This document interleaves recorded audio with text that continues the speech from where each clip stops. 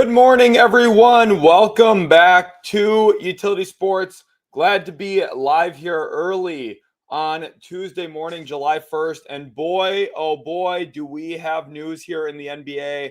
I was actually recording the news on Guerschon Yabusele when all of a sudden I refreshed while recording and saw this. And I said, oh my gosh, what did I just witness? Myles Turner is leaving the Indiana Pacers and signing with the Milwaukee Bucks on a 4-year, $107 million deal. I talked at length about how I thought his range was for Indiana probably around $22 to $24 million annually. He gets just a tad bit more than that here, almost $27 million, just a little bit south of $27 million a year, with a player option for that fourth year with the Milwaukee Bucks and a full 15% trade kicker. This is a huge, huge signing. This is not what I was expecting to happen today, but oh my goodness. Myles Turner is a Milwaukee Buck. Let me try and update the thumbnail here quick. Welcome everybody to the stream. Really glad to have you guys in here. Of course, was not expecting this today. So this is a real shocker, as you guys could imagine. But we have very substantial news, and that substantial news is sending Myles Turner to Milwaukee. So let me work on getting the thumbnail updated here. Myles Turner lands with the Milwaukee Bucks. What a crazy, crazy free agency we've had so far. Of course, Nickeil Alexander-Walker to Atlanta is one of those moves, but most prominently now Myles Turner signing with the Milwaukee Bucks. Welcome everyone to the live stream here today. Of course, a little bit of a shift in what we were expecting to cover here at the onset of the stream today, starting a little bit earlier than expected too, about 3 hours premature today. But when there's news, there's a stream, and that's what we have right now is big news. Myles Turner to the Milwaukee Bucks. Absolutely crazy stuff that we got to see there. And Myles Turner will be the new stretch big man in Milwaukee. And I think if you're wondering about Giannis's future, this definitely shuts that up. Giannis is for sure staying.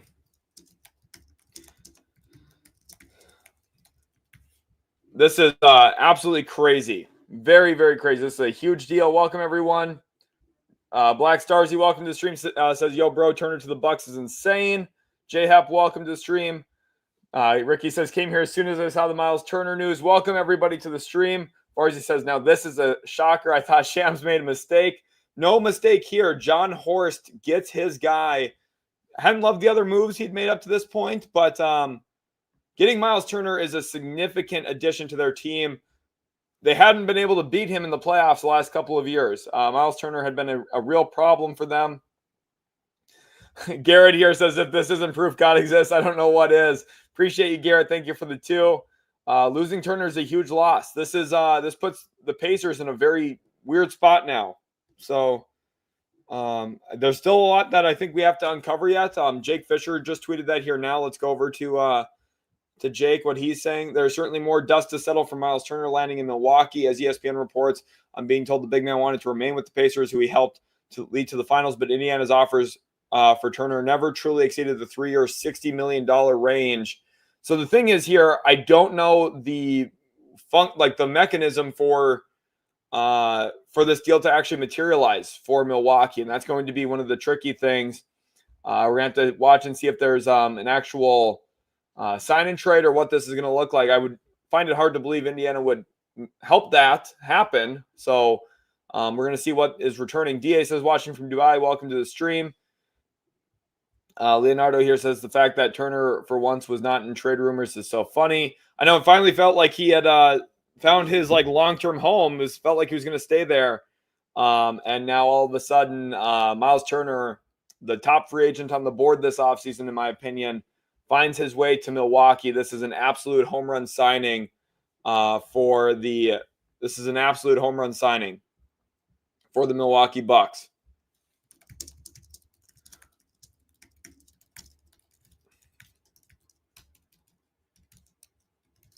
Huge upgrade over over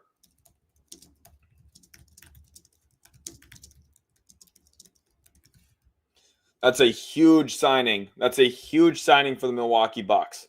That's one that drastically changes this team in a huge way. So, what a deal! What a deal! Milwaukee lands their new starting center. Jared says, "Help me process this." First of all, this is huge for Milwaukee. First of all, this shuts down any trade rumors for Giannis Antetokounmpo. He's going to be staying in Milwaukee. I guarantee that now. And a 4-year, $107 million deal, looking at a little shy of $27 million a year. It's a significant payday for him for sure, but one that is very well warranted. If you look at his talent level, you look at his production, you look at his impact in the postseason, this is a guy that is significantly better than Brook Lopez, much better foot speed, kind of plays that cat and mouse game in the middle of the floor better in the pick and roll defensively. And then, of course, is an elite pick and pop option. Didn't shoot the ball super well in the finals, but throughout the NBA playoffs was super productive and impactful for Indiana. Big J, thank you for the 5. He says, yes, sir. Salute to our favorite GM, Sheldon. First cup of coffee or smoothie on me. I might have to get myself some Starbucks today now, Big J. Appreciate you. Let's get some W's in the chat for Big J. I'm going to throw in some confetti here, and let's also get some W's for Garrett. I want to see those W's flying in, guys. Welcome, everyone, to the stream. I was so panicked and rushed here. I didn't even get the background music going. I've got to get a lot more stuff set up here, too. You guys are absolutely awesome, so I appreciate you all big time for being in here today. I'm trying to see. There's a few other things I wanted to make sure that I get into the stream, so we'll see if I can get that to work. But welcome everyone in here now. You guys are absolutely awesome. Appreciate you all big time. Craziness. Jeremy here. Thank you for the 2. Let's get some W's for Jeremy as well. Jeremy says Kuzma got to be in this deal. Bucks winning. We'll see how the money shakes out. Oh my gosh. Whoa. This is the deal. Holy. Wow. Going over to Milwaukee Bucks have informed Damian Lillard that they are waiving and stretching him.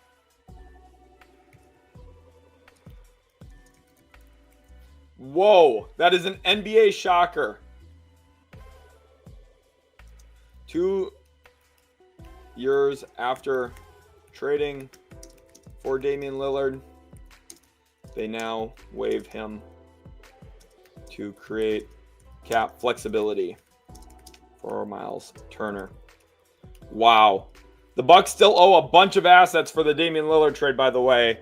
But this is a huge deal here. Milwaukee Bucks have informed Damian Lillard that they are waiving and stretching him, according to Chris Haynes. This is huge news. Absolutely huge news. I don't even think Twitter's working right now. This is insane what we're seeing. This is crazy. Craziness in the NBA here. 2 years after trading for Dame, they now stretch and waive him to create space. Wow. What a shift. I don't think anyone was expecting that this morning. Chase here says, Sheldon, this Turner trade could open up Vooch from Chicago in a trade possibly. What's your thoughts? I don't love Vucevic as a target for Indiana. Yep, Shams here. The Milwaukee Bucks are waiving Damian Lillard and stretching the remaining $113 million on his contract in order to acquire Myles Turner. Lillard's 2 seasons in Milwaukee come to an end as he rehabilitates a torn Achilles. So Dame's career in Milwaukee is now done. We'll see if a team signs Lillard this offseason or not. But wow, what a bit of news here. We're going to go through Shams. The Bucks found a creative path to waive and stretch Lillard, whose $113 million will be stretched over the next 5 seasons, while leaving their future draft assets untouched. In a stunning turn of events, Myles Turner departs from the Pacers to join the Bucks. This is a huge signing. Jack says, Sheldon, please say psych right now. This cannot be happening. Silver Jaguar says that Giannis tweet makes so much more sense now. Let's go over to Giannis. What is Giannis? What has he had to say? That is not the Giannis I wanted to. Whoops. Let's go to Giannis Antetokounmpo. Mood.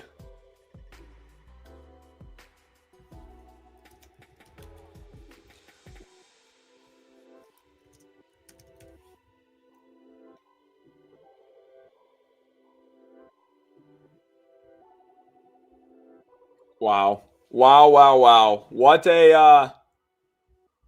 a signing for the Milwaukee Bucks. The Pacers might be up to something huge after letting Turner walk, after reacquiring their 2026 first. Indiana can trade all future picks.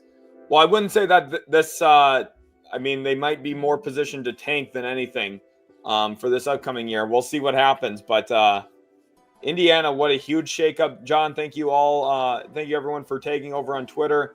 If you guys aren't following already on the Twitter, go do so right now. Happy Bobby Bonilla Day. Yes, Bobby Bonilla makes a lot of money every single time this year. It's a lot of money, but definitely really good. Damian Lillard wave. This is absolutely crazy. What a turn of events today. This is unbelievable. Unbelievable, guys. What a start to the day. Garrett says, well, now this might be proof that the devil exists. Oh, my gosh. What a start to the day. Appreciate everybody being in here right now. What a crazy, crazy start. Just absolutely insane. Absolutely insane. What in the world? Leonardo says Damian Lillard to Los Angeles for the minimum. I'm not sure if Damian Lillard will get signed at all this year. Remember, he's got no money, or he's probably not playing this season. So he's probably just going to take a year off and rehab. I don't know if a team's going to sign him. Maybe they'd try to. As far as he says, the NBA should have coupled the addition of the aprons with other amnesty provisions.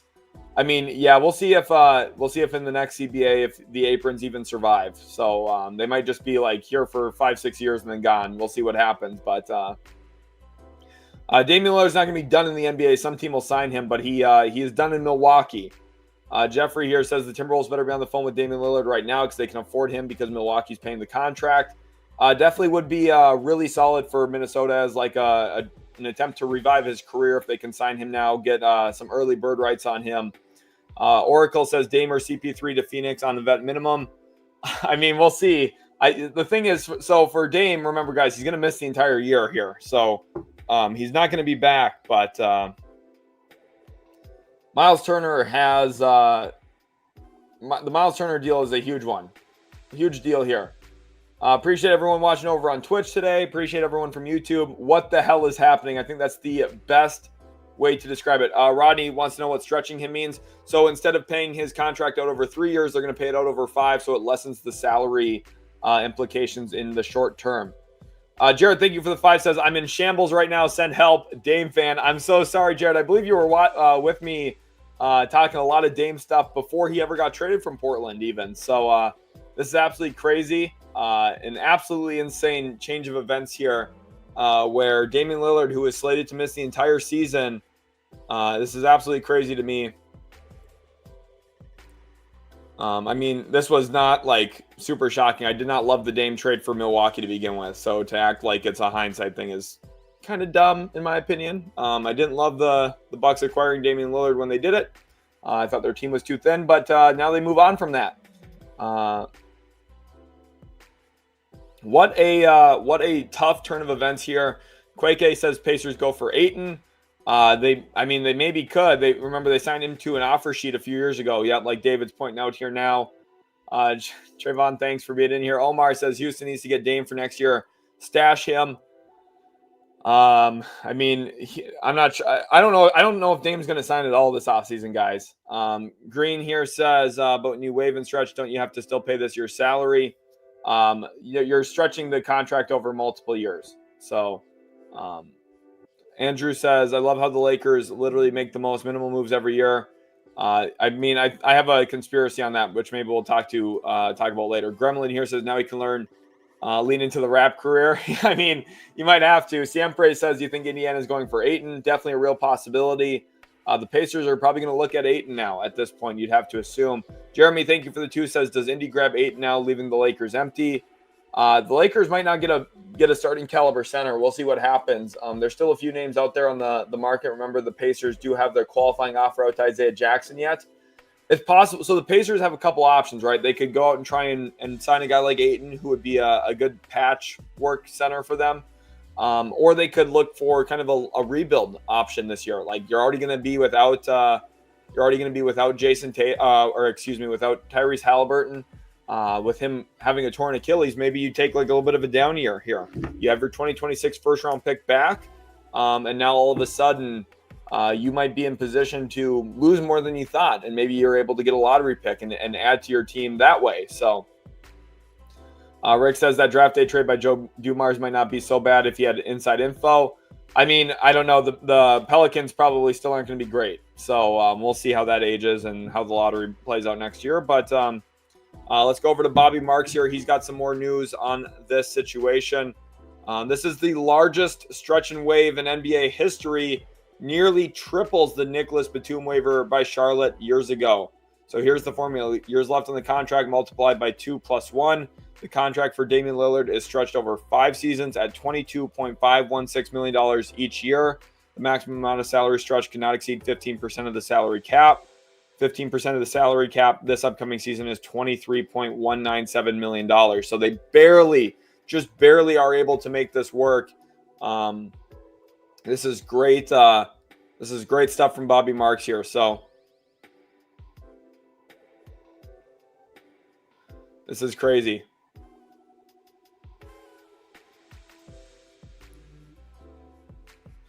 Absolutely crazy stuff here. Wow. Myles Turner, again, this is, I tweeted yesterday how teams are going to have creative ways to do stuff. They have cap guys. This is the best example of it. This is an insane move, okay? Scramble says, if I'm Bucks, I'm paying as much of that upfront this year and less in the future. I mean, that's with the stretch, you're going to have like a flat pay. So Dante says, I don't think the Bucks are done. We'll see what happens. I think that they're going to be pretty limited in other flexibility, but Milwaukee did great here. So if you're a Bucks fan, you got to be feeling really good right now. Jack wants to know about DeAndre Ayton, Horford. It sounds like Horford's going to head out west. I really think the most like Maurice Drake, who's a Blazers fan, I'm pretty sure, says Bucks GM needs to be fired. I can't believe this. This is a creative move from Milwaukee for sure. So Pacers aren't necessarily blowing it up, but do I like the apron penalties? I do in some ways, but I think they're maybe a little too restrictive, just a little. So I think there's some changes I would make to them, but there's definitely a lot of stuff. Yep, over the next, exactly, Dante. Just like we were talking about. Nolan says Dame to the Kings. I mean, we'll see. Remember, guys, Damian Lillard's going to miss like the entire season. Damian Lillard's not fixing any team right now.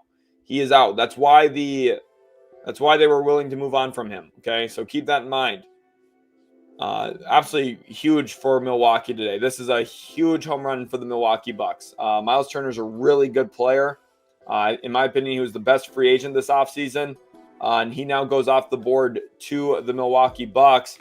This is news so big that we haven't even really mentioned Guerschon Yabusele yet. Yabusele signed with the New York Knicks today. 2 years, $12 million. Solid signing for them. Good depth player. I was in the middle of recording when this happened. And when the Myles Turner to Milwaukee news broke, completely shaped the NBA. Zach says, bro, what is happening? I can't believe that this shaped out the way that it did. This is unbelievable. Not your average 10 cases. This is why Dame should have stayed on the Blazers. Generational Hater says, damn, I bet Pacers feel betrayed. Just went to the finals. It's hard. That's the thing. You go deep in the playoffs. It's hard to keep your guys. A lot of other teams are going to want them. That's what makes OKC such a special scenario right now, because they have basically the exact same roster coming back minus Dylan Jones.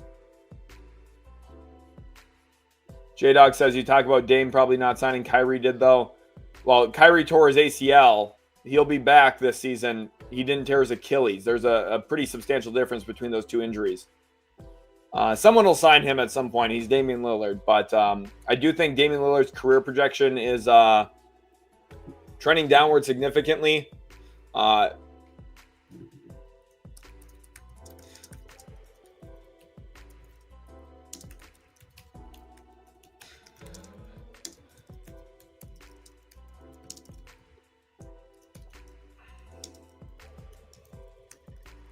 Stretching and waving Dame is genius.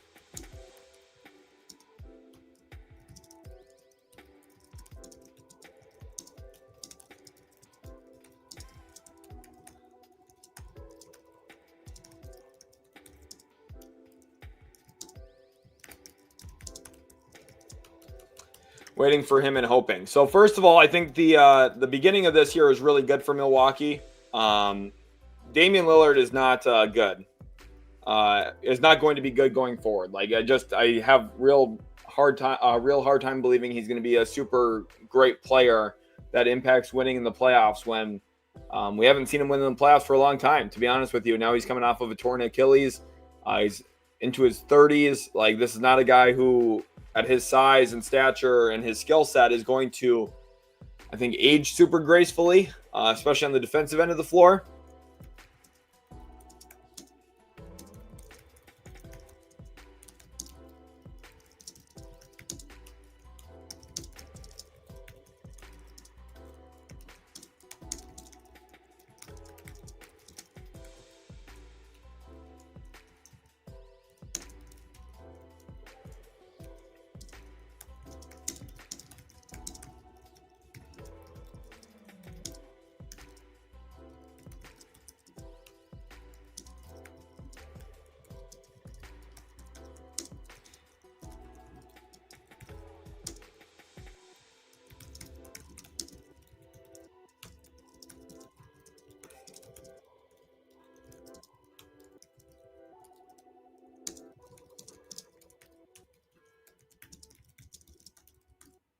This is, I think, a really great move from Horst. I'm going to go back over to the Twitter here just so I can show everyone my thoughts on it again. Just what I tweeted out here. I'm going to leave this up on the screen so that you guys can read it. Kino, thank you for the 10 cents. The Dame situation is probably what has Giannis and Book perfectly content with being patient and staying where they are loved. Grass isn't always greener. Thoughts on Indiana as a sneaky 8 spot? Aquino, I think you're making a good point. You saw, kind of the legacy that Dirk Nowitzki built in Dallas, right? You saw the legacy that Kobe Bryant had in Los Angeles, the legacy that Tim Duncan has in San Antonio. Those players are undisputed legends with their original teams, their original cities. Giannis is living that out in Milwaukee. Devin Booker, who's going to sign a 2-year, $149.8 million extension this summer, is living that out in Phoenix. Those are the poster boys, the faces of the franchise for those organizations. And, Damian Lillard, unfortunately, just stuff has not panned out well in his career post-trade. Of course, an Achilles tear is a catastrophic injury for him and one that is just going to generally probably severely hinder and limit the future of his career. And Milwaukee's getting out ahead of that, right? You don't have the loyalty between an organization and a player when you've been traded for and you've switched cities and you're just not homegrown in that way. And you lose that kind of loyalty a bit from the organization. That's what we're seeing here from Dame in this situation. And then Indiana, when it comes to Ayton, I do think they are a sneaky Ayton spot. Remember, they did sign the offer sheet for DeAndre Ayton when he was a restricted free agent with the Phoenix Suns. Now, luckily for Indiana, the Suns matched that offer sheet, but maybe this is when they reconnect here. Now, you still have the same front office in place with Kevin Pritchard. And then you get Ayton, who is, a free agent looking for market. The Pacers can definitely fit him in at the mid-level number if that's what he's willing to sign for. So Clay says Yabusele to the Knicks is sneaky good for them. Jared says, me stalking Dame's Instagram right now. Not your average 10K says, why leave a team you just went to the finals with to a dumpster fire? Well, the one thing is, remember, the Pacers are going to be without Halliburton this next year. And this is a huge payday. This is significant money. At the end of the day, these guys are trying to make as much money as they can in their NBA career. That's a huge thing for him. Leaky Black, you're capping. You can look at all of my old stuff. Generational Hater says, how long can Bucks extend window like this?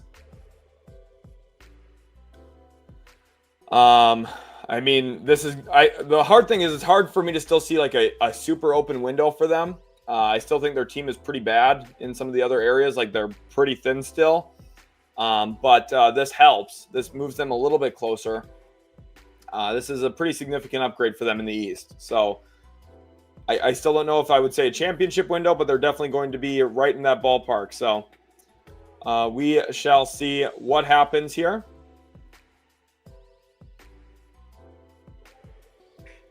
Appreciate you guys all so much for tuning in here. Unspoken Hoop Knowledge says, is it going to be a sign and trade for Myles, or did the Pacers literally just leave for nothing? I think I don't think there's going to be a huge sign and trade here. I don't think the Pacers are going to be getting stuff back really in this deal. Nolan says, what the hell did I wake up to? It's a big move, right? Stretch and wave is something. Okay, that's crazy. I was not expecting that. VMAX is funny. 70 Bubbles says Dame back to Portland. We'll see. I mean, I don't know. I'm not sure.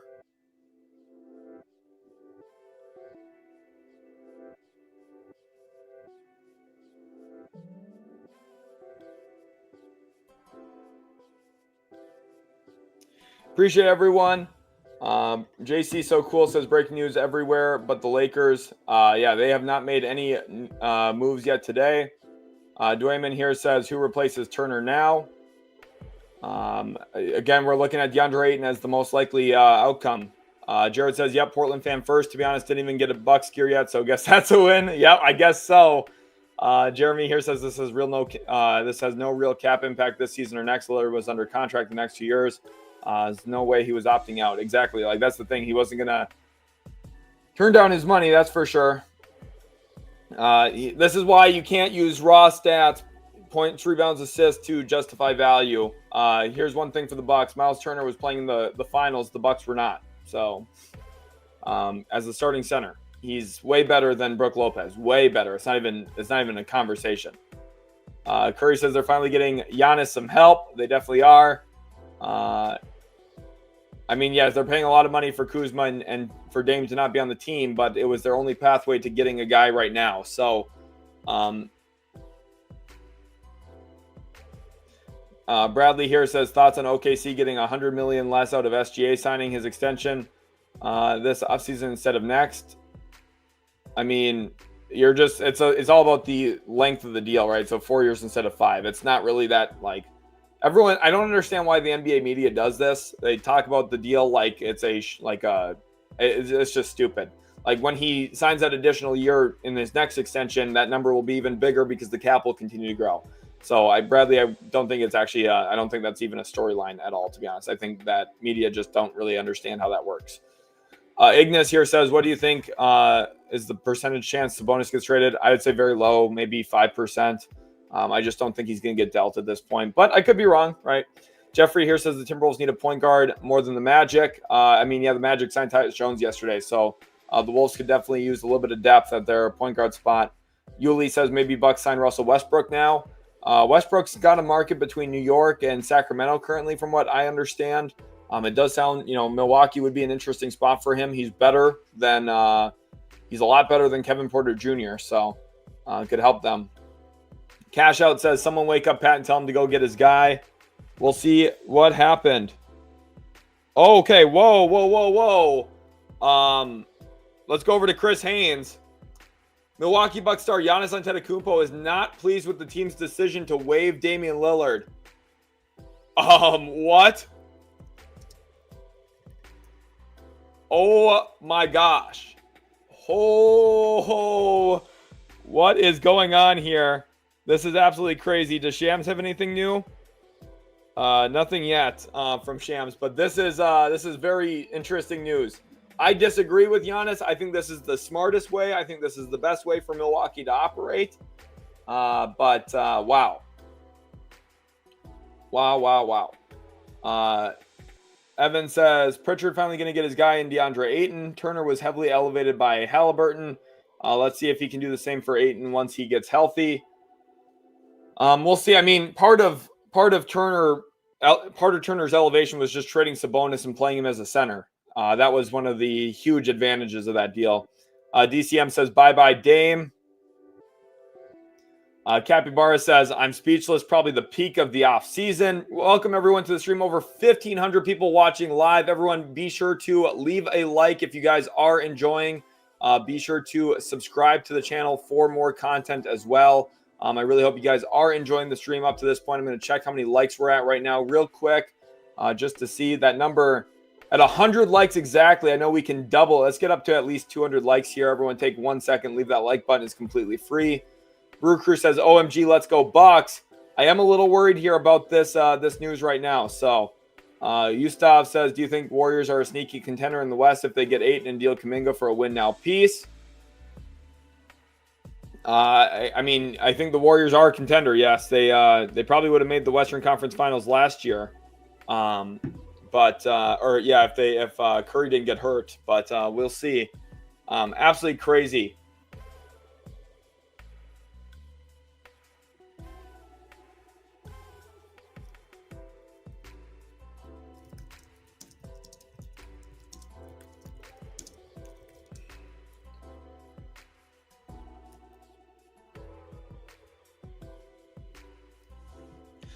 Welcome everybody into the stream here. Really hope you guys are enjoying. This is, again, crazy news today. Just to recap for everybody, let's go back over to Sham Charania here now. We're going to recap everything that's happened here today. So the first thing here, OKC and SGA came to their contract extension, right? Supermax, $71.75 million or $71.25 million a year, right?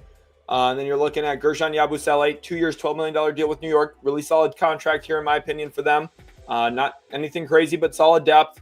And then Myles Turner. This is, again, the big headliner of the day. So if you're just tuning in now, you haven't missed much other than what I've just recapped, okay? So Myles Turner signing with the Milwaukee Bucks on a 4-year, $107 million deal. The only pathway for Milwaukee to opening up money and avenues to bring in a free agent of this caliber and at this price point was to ultimately either find a sign and trade, which I don't think Indiana was going to help them with too much, or to stretch and waive Damian Lillard, which is ultimately what happened here.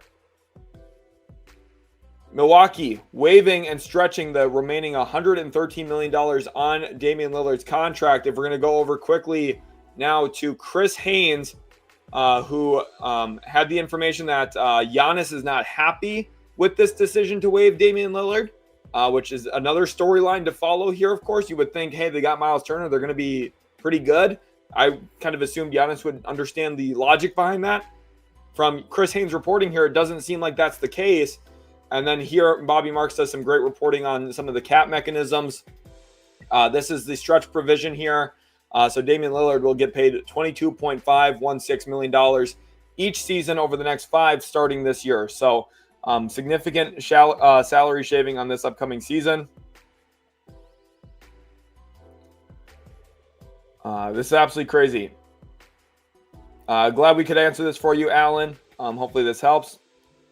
Aaron says $22 million of dead cap for half a decade is terrible. I mean, it's not great, but it's better than paying $115 million over the next 3 years for a guy who's coming back with no Achilles, basically. So Jay Peach, thank you for the 2. Says thanks for the content. Let's get some W's in the chat for Jay Peach. Appreciate you big time, my man. Absolutely awesome to have your guys' support as always. Just a really great chat in general. So I'm very thankful for you guys. Oh, there we go. Now comments should be showing on stream there too. There we go. It's popping up now. I was looking for the setting. I was able to find it. So welcome everybody in here. Emilio says the Bucks are in our franchise who don't want to accept that they are not closer to winning at all. Even with Turner, they're not contenders. They had all the makings to start over trading Giannis.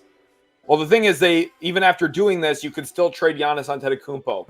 Damian Lillard did not really have a trade market at this point after an Achilles injury. You could still trade Giannis if you want to, or if Giannis requests a trade, they still could. And then you just have Myles Turner as your starting center. And with them not owning their own first-round picks, maybe they could get a more competitive offer for their short-term team around Giannis. So they still have functionality. Garanjan says, what backup big can the Raptors get? We'll see where they go. They might just keep Boucher. Andres here says, Brook Lopez is a champion. Turner is not. It's absolutely a conversation. It's really not, because that championship ring on his finger doesn't help him play basketball in 2025, unfortunately. So, his legacy might be higher, but legacy doesn't help you win games in 2025, 2026 season. So, one guy's going to be starting in Milwaukee. The other guy's going to be backing up a big man in LA. So, Jarms, welcome to the stream here. Dante says this move is why every team has at least one cap guy. Exactly. That's exactly what we talked about, right? We talked about the importance and value of having smart people, smart cap situations going on. Appreciate you, Coach Chewy. This is the new look starting 5 here, right? Kevin Porter Jr., Gary Trent Jr., Kyle Kuzma, Giannis Antetokounmpo, and Myles Turner. Decent starting lineup, not good enough. Kevin Porter Jr. is not a championship starting caliber point guard, but keeping our eyes on all the big news here. Of course, we're going to go back over to Chris Haynes here now. This is the big news, right? Milwaukee Bucks star Giannis Antetokounmpo is not pleased with the team's decision to waive Damian Lillard. So absolutely crazy.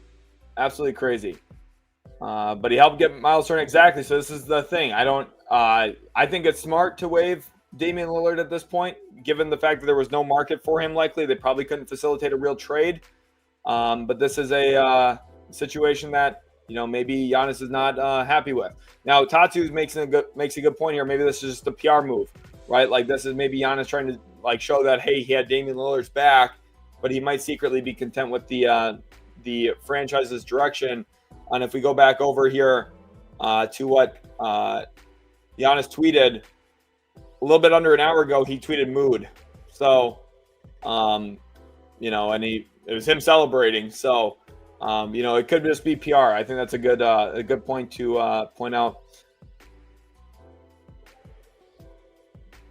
Appreciate everyone watching here. A lot of people looking for Giannis to leave. We'll see where he goes. 1,800 people watching live today. Everyone be sure to leave a like and subscribe if you guys do enjoy. I'm going to check the likes on the stream here now. Over 202 likes. You guys are absolutely awesome. Let's keep that like train rolling in. Thank you to everyone for all the super chats so far today as well. Again, starting the stream here early today. Was not expecting that, but very happy to have the stream going early. It means we've got some news, and we had big news, right? This Myles Turner news is huge, and here are my thoughts on the overall situation. I think this is genius for the organization. Again, if you go back and watch my season breakdown and my stuff on the Bucks odds to win an NBA championship with Dame, I was very pessimistic about it from the start. I did not like them trading Drew Holiday. I thought they needed to trade Chris Middleton in that deal. So if you go back, watch all that content, you're going to see that stuff. So, it's just the reality. Hugo here says, what seed and how many wins do you expect the Spurs to have next season?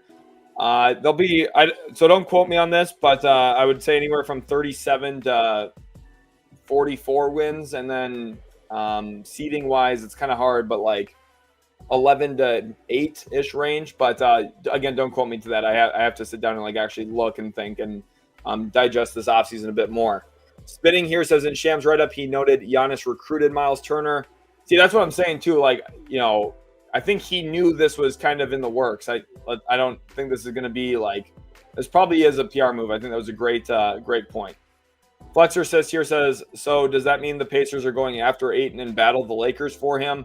There's a good chance, right? Ayton to the Pacers does make some sense. They signed him to an offer sheet many moons ago when he was a restricted free agent with the Suns. Now completely off of that deal after getting bought out by Portland. Goat Fred here says the Bucks should trust Tyler Smith. He's a gem.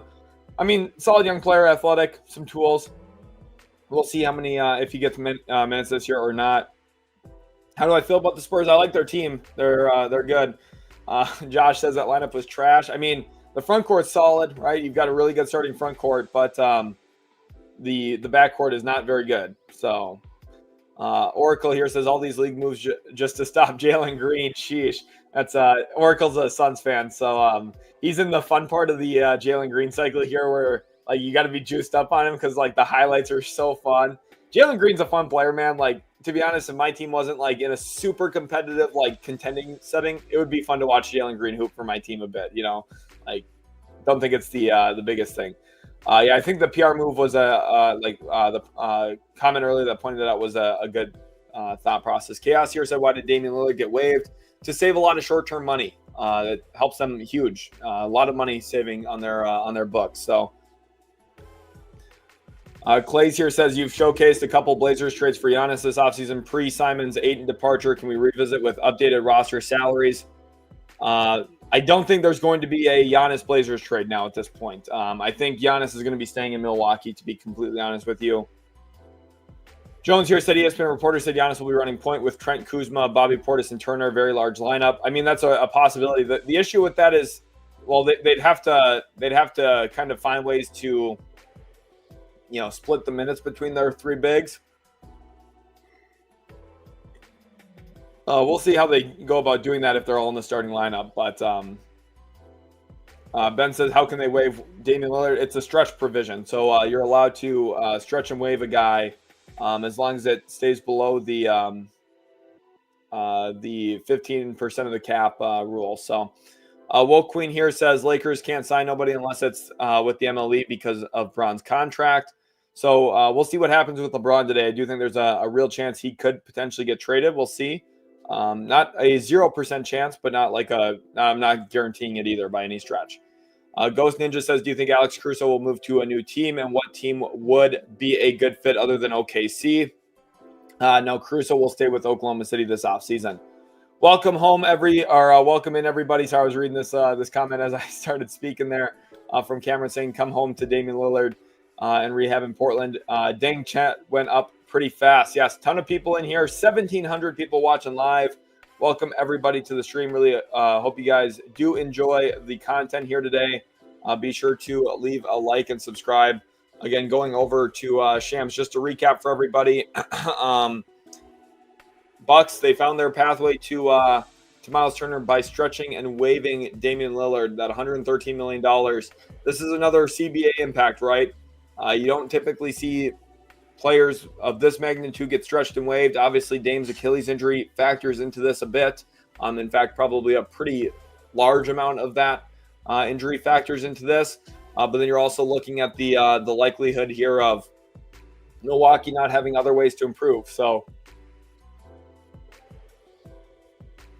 King Nacho here says Beal buyout next. I think we're going to see something very similar. This is a great point to bring up.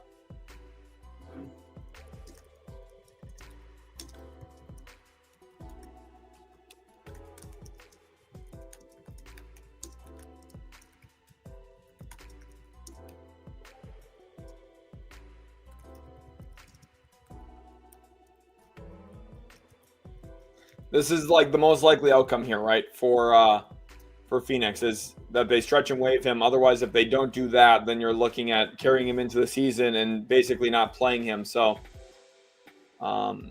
it's okay. You guys, people are thinking they're getting me just one 15-second clip out of context is going to be definitely the exact thing I said for a video, right?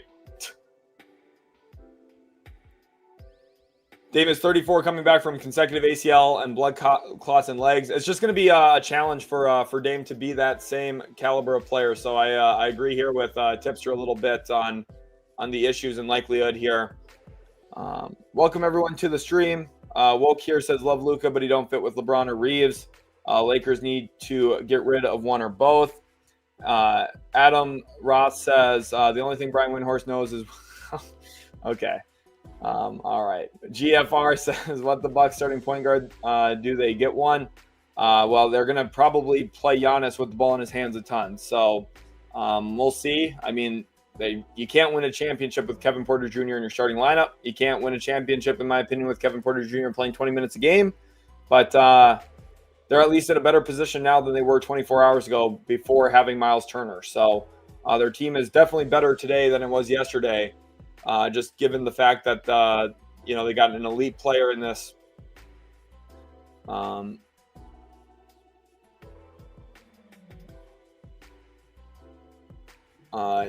think Giannis is going to stay in Milwaukee. I'd be very shocked if not.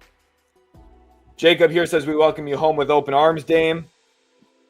Would be tremendous. Let's go over to Bobby Marks. He's got a little bit more news. Again, we're going to stay on top of all of the news today. Give Austin Brown, Turner's agent, a ton of credit for creating this type of value in one of the most scarce free agent environments. The only team with cap space to sign Turner outright was Brooklyn. I completely agree with this.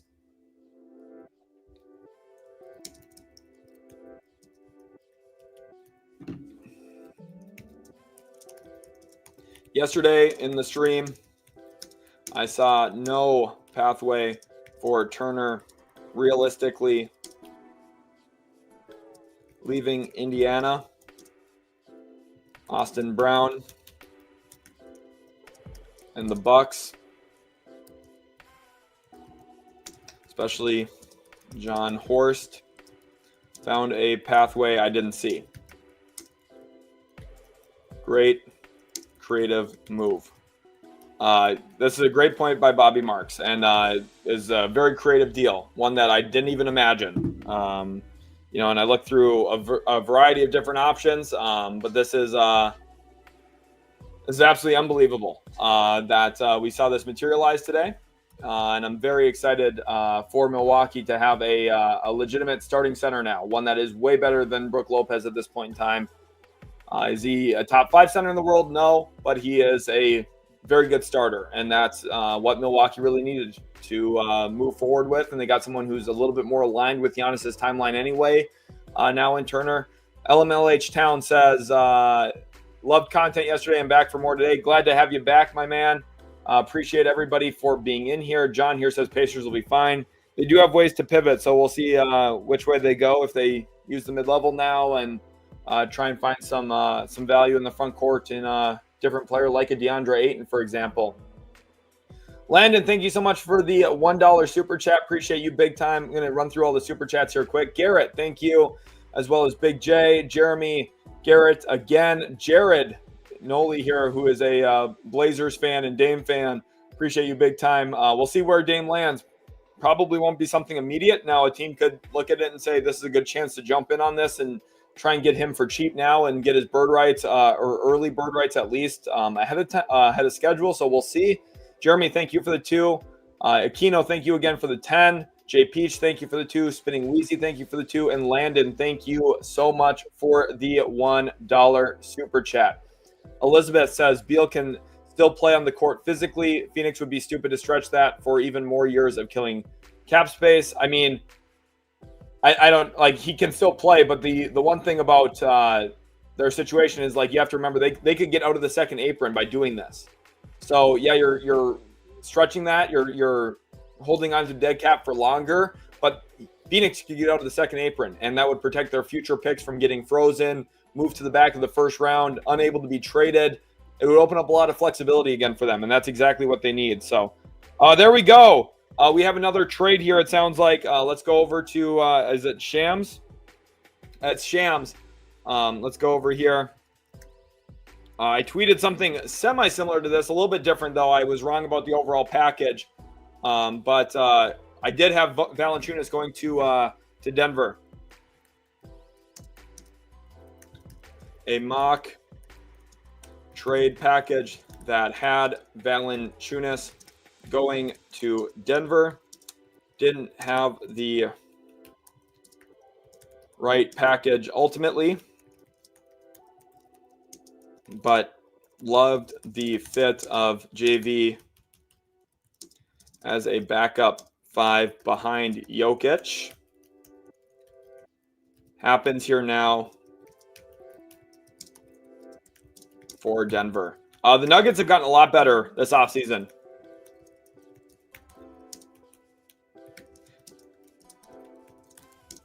Denver's a real threat in the Western Conference. Remember, they won 7 games with the eventual NBA champions, and Dario Saric was nothing for them. They now turn that into Jonas Valanciunas, who can hopefully give them 12 good minutes of backup center play for a little bit. So we'll see. Absolutely a heartbreaking day, I'm sure, for some Pacers fans. But the Denver Nuggets are so back. The Denver Nuggets have done really good.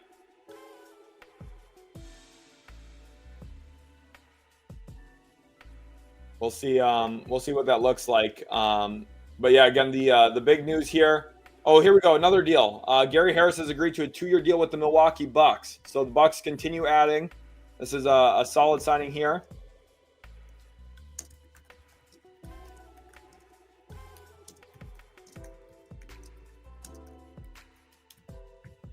Solid signing. Not completely enamored with it, but solid.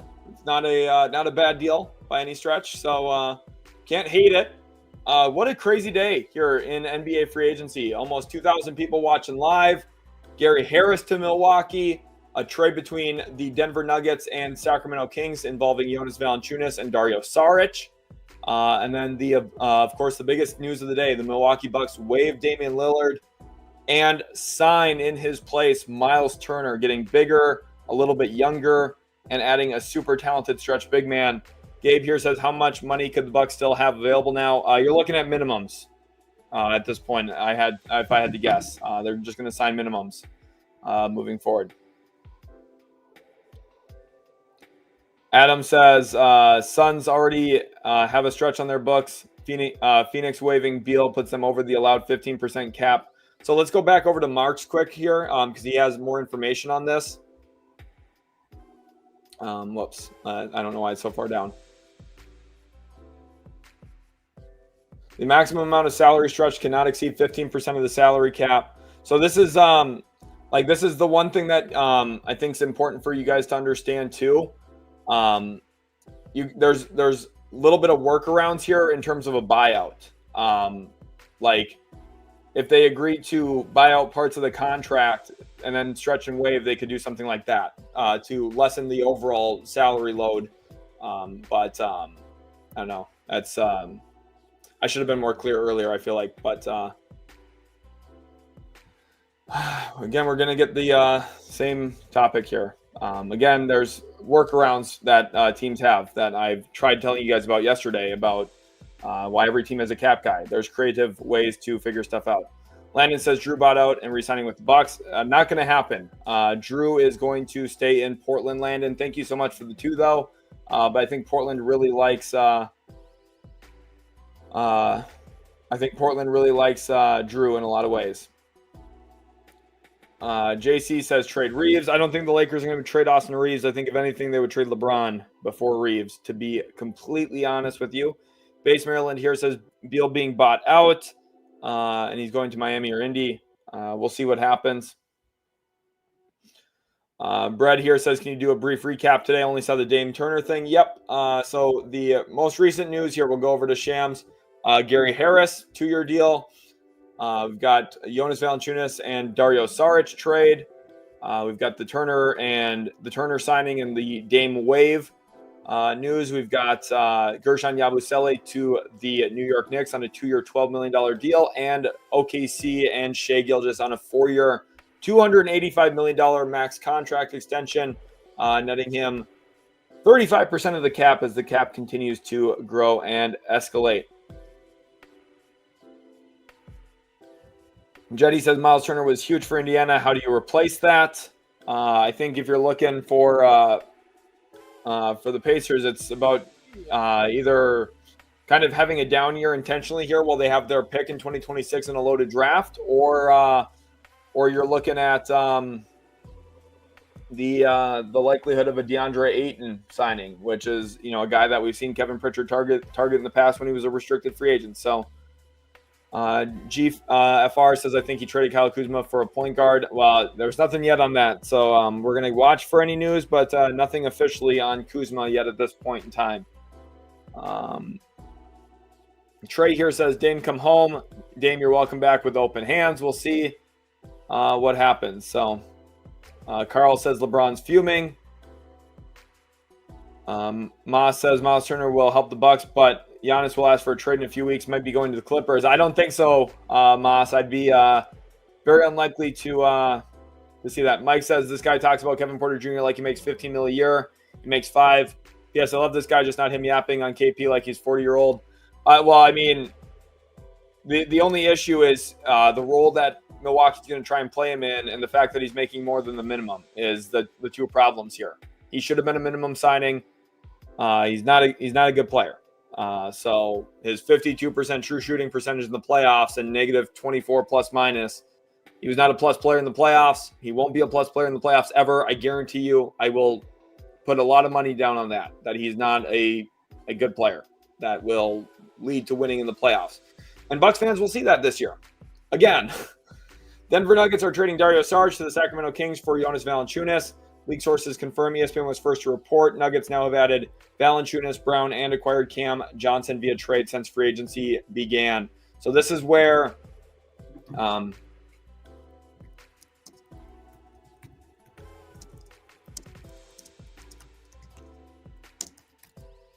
really easy to see Denver as a huge winner in the last 18 hours. Their team has improved significantly.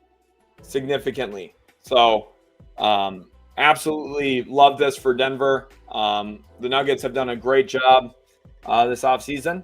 Their first offseason without Calvin Booth, and I think they're building wisely. Grimmy, welcome to the stream. Glad to have you in here. Brendan says this is what I get for sleeping in. Wow. I know, crazy today what we've got. Generational Hater says, I bet the Suns are so jealous that Bucks could waive. I mean, again, there's some options for the Suns that I don't think you guys are considering. So when it comes to creative ways out of his contract, the biggest issue is, I think, if Beal's willing to help facilitate that, and that's going to be one of the bigger questions right now. But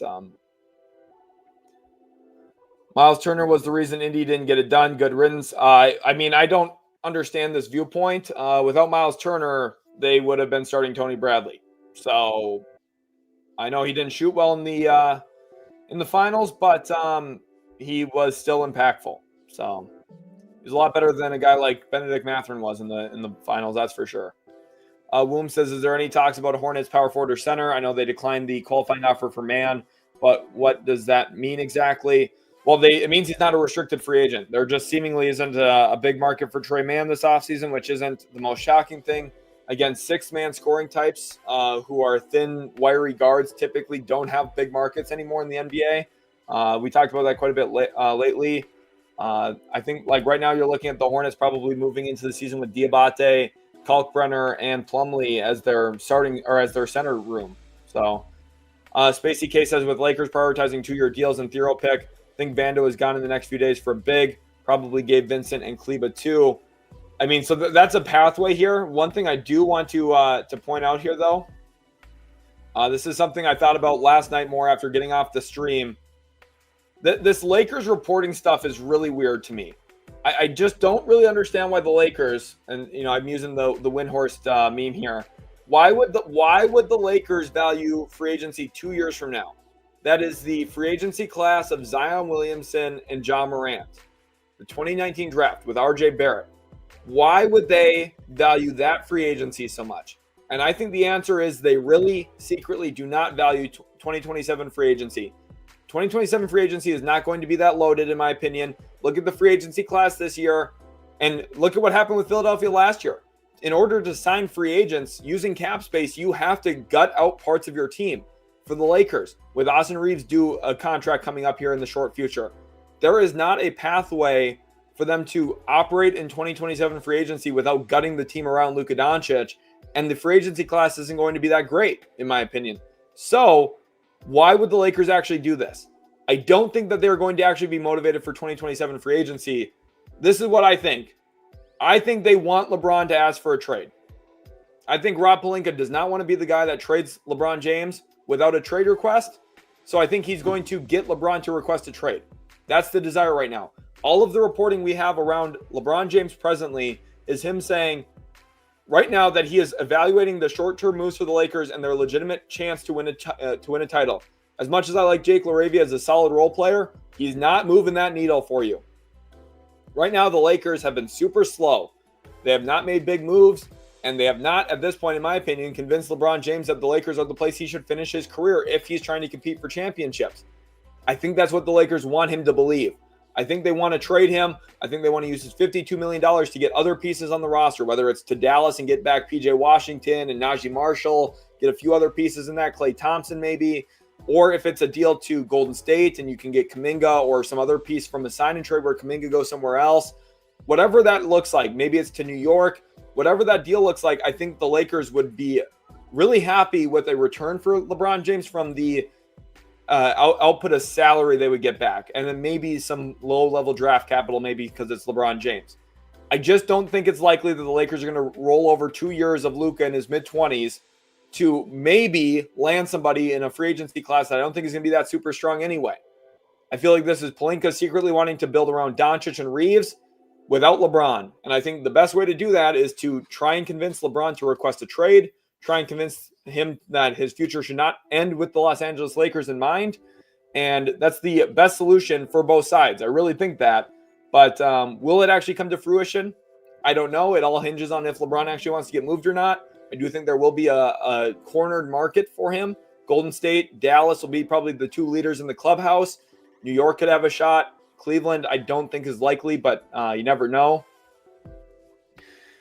Got a lot of stuff today here. Got a lot of stuff to talk about. Of course, Sham Charania here is doing a great job again with a lot of coverage here of the NBA. Of course, Gary Harris signs over to Milwaukee. Let's go over to StatMuse here. StatMuse obviously posts some out of context stats quite often, but here is a little look at the new look Denver Nuggets.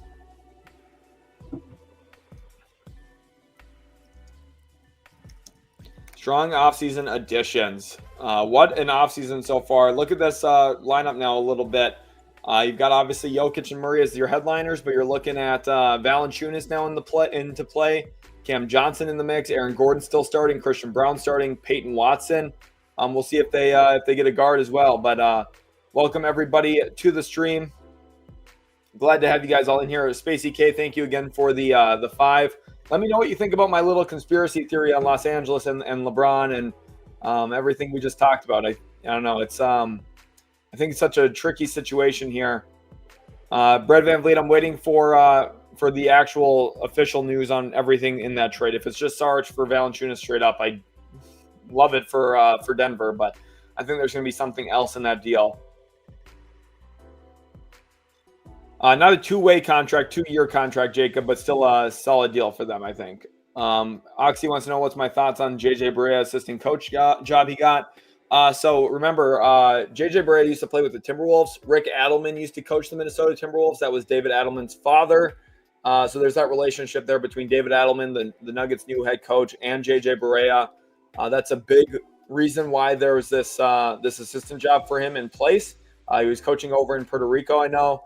Now returns back to the States and will have a pretty prominent role on that Nuggets team. So I'm happy for him. I liked watching JJ Barea a lot during his playing career.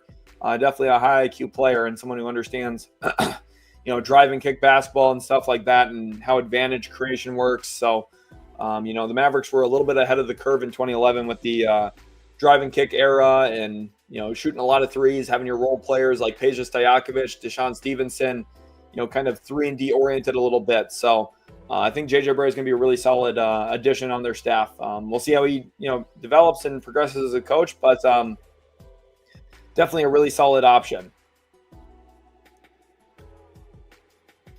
Let's see here. LeBron to the Knicks are the only fit. Maybe.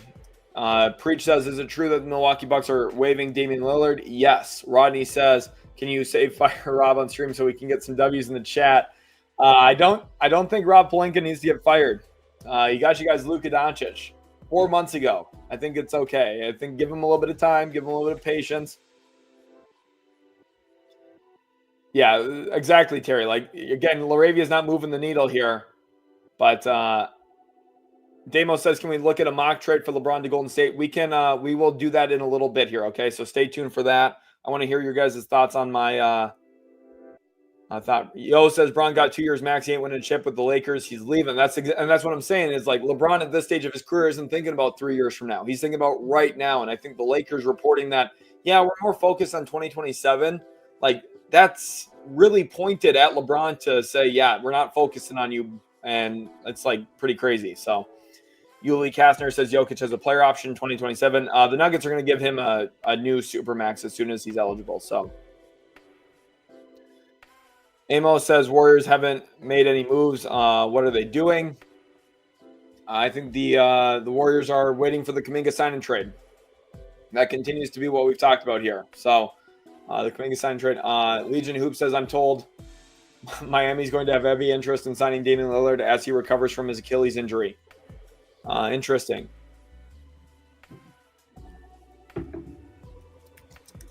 Does Miami finally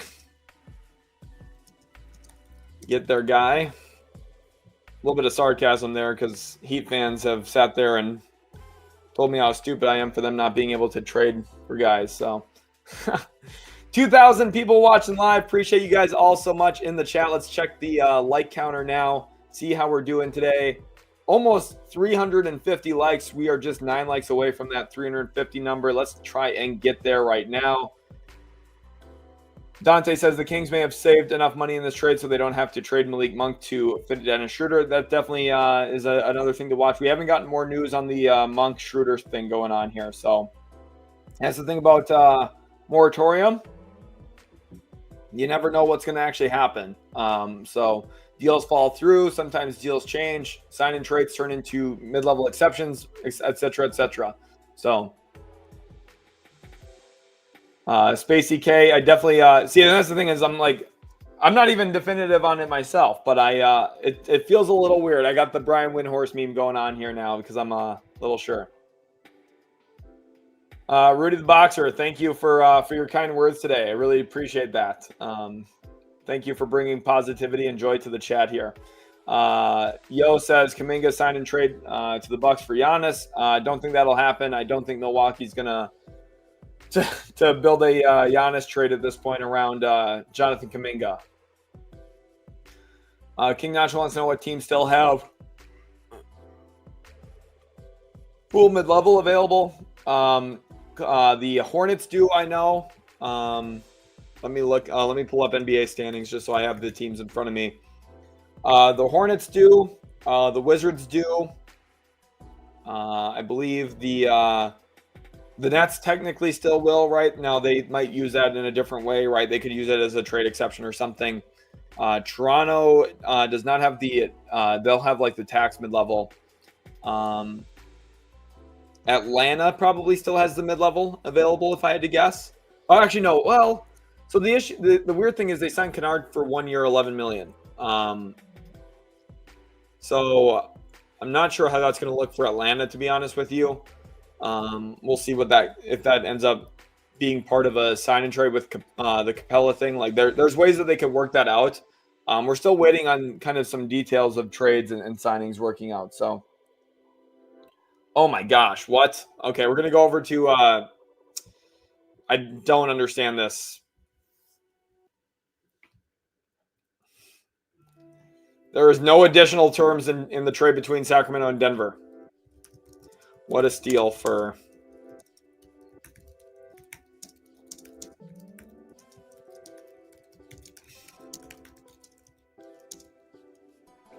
that's an absolute home run. So right here, no additional terms in the trade between Sacramento and Denver. Sources say straight up swap of Valanciunas for Dario Saric. Buick says LeBron James retire. Please, tired of this dude. Brady says anyone standing out in the U19 so far. Michael Brown's been great. Cole Pete has been tremendous. Obviously, DeBonsa and Boozer are both really good. I think Michael Brown's really the one that's solidifying a lot for me. He's had some awesome moments. So he's kind of the biggest guy for me at this point who is standing out. Mo Gravy says, nope, not Lakers. Haters just happy. Y'all don't get anybody. Connor says, Giannis to the Rockets, Şengün gone, or why add Capella? I think the Rockets are just looking for elite big man depth. They found a way to get another center who started a lot of games in his NBA career. Not a starting caliber center at this point, in my opinion, but a solid one. So I definitely think that they view Capella as a really solid depth addition, someone who, when Adams is out or even with Adams, they can play two different kinds of bigs, gives them a little bit of optionality, and allows you to have a rotation, right, of big men. So I don't think Şengün's going to get traded, Connor. Thank you for the question, though. But Şengün is there to stay. He's the best player on the team. Pookie says Rob Pelinka is a terrible GM. Nico made that Luka trade, not Rob. Well, it takes two to tango. So, here's the thing. If Sam Presti made that Luka trade, could you imagine how the media would frame it? So, just saying. Here we go. We have reporting from Mike Scotto here. Let's go over there now to Mike Escotto. Tyrese Halliburton and Damian Lillard Achilles injuries altered courses for Pacers and Bucks today. Halliburton's injury gave Pacers pause paying luxury tax and led to them losing Myles Turner to Bucks, who will waive and stretch Dame to add Turner to compete around Giannis. So kind of what we talked about, right? Like the Pacers are now looking at this Halliburton injury and saying, like, well, one, we're going to kind of have a down year in front of us, and it gave them hesitancy to extend Turner and sign him. Now, do I love that for them? Not really, but I understand at least the thought process a little bit behind it. Chris says 2,000 in the chat. Yes, you guys are absolutely awesome. 2,000 people watching live right now. You guys have absolutely killed it. Let's check the number of likes. 392 likes now, just 8 away from that 400 mark. You guys are absolutely killing it. Yesterday, how many likes did we have in the stream? Yesterday, we finished with 740 likes, which is a pretty good number. I think we can beat that today, guys. Let's see if we can all smash that like button right now. We're going for 740 likes on the stream. Would tie yesterday's mark. So I definitely think there's a chance we beat that today. True Sports Live says, will LeBron get a first considering Kevin Durant's package? Probably not, but you never know. It depends on what the salaries look like going back to LA and the value of them. Honestly, like if it's Dallas and you're getting Clay and PJ and Najee Marshall as like your starting of a package, like that's $40-ish million right there. There'd have to be some other money involved in that, but I don't think the Mavericks would be giving up a first round pick in that kind of deal, to be honest with you. So Joe Chim here says, why would the Kings trade for Sarge? Is he going to get waived? To be honest with you, I don't understand the trade for the Kings unless there's some salary involvement with Dennis Schroeder signing like we talked about a little bit ago. So no. Three-piece, no, I do not think I don't think they're going to trade Şengün for LeBron. I think that would be very good for the Lakers if they do. Yo says, is there any chance of a sign and trade for Kuminga, for Giannis, or Sabonis? No, for Kuminga, maybe for Sabonis, but I don't think that's going to happen. Itoko, welcome back to the stream. He's been watching the channel for a long while. He says, can you explain the Lillard situation, please? Yeah, so Damian Lillard tears his Achilles. Start of the playoffs, right? He's out for this entire next season. Probably won't be the same player ever again. Milwaukee stretches his contract. They take the $113 million over the next couple of years and then stretch it to a 5-year window. With that 5-year window now in place, they are able to reduce his contract value from $50-ish million, $50+ million, down to $22.5 million. As a result of that, they're able to waive him, create a little bit of space, and bring in Myles Turner in that method. Very effective for them. And with Brook Lopez's cap pulled off the sheet because he signed in LA, the Bucks had room to operate, and they were able to figure it out. Steve here says Damon Orlando or Minnesota would be his best fits. Remember, Orlando signed Tyus Jones. So Minnesota, I think, is probably the more likely of those two at this point in time. Nick says, what are the teams to watch for Kuminga? It's the teams that haven't done anything so far, really. Chicago and Miami. Those are the two teams that continue to be at the forefront, or maybe some involvement if LeBron's going to Golden State. The Lakers could be involved in some way.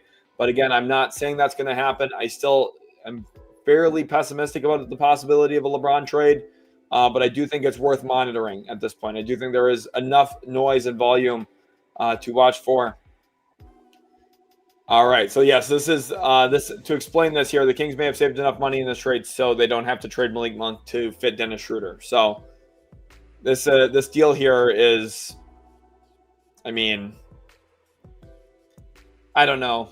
Like, I do think Schroeder's going to have a good year with the Kings, so I don't want to hate, but the Kings now have a backup center hole, and Dario Saric does not solve it. And to get like no second round pick or anything in that is a little weird, but No Love Jones says Dame is going back to the Bay. Could you imagine him in Golden State? That'd be so fun.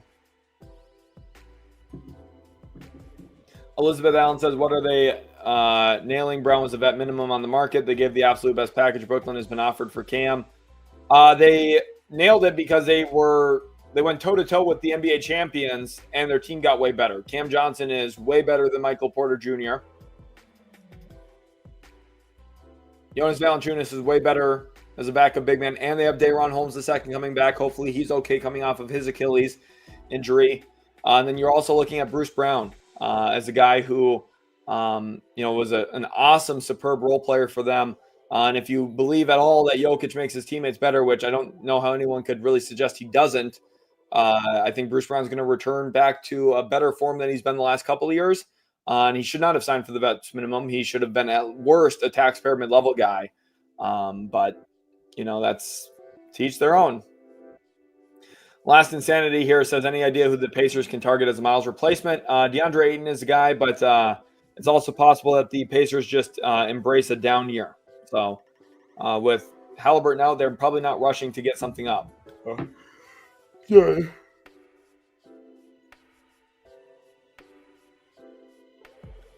Welcome everybody in here.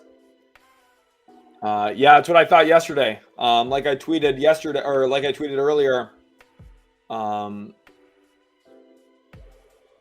Yesterday in the stream, I saw no pathway for Turner to leave Indiana realistically. The only team with cap space was Brooklyn.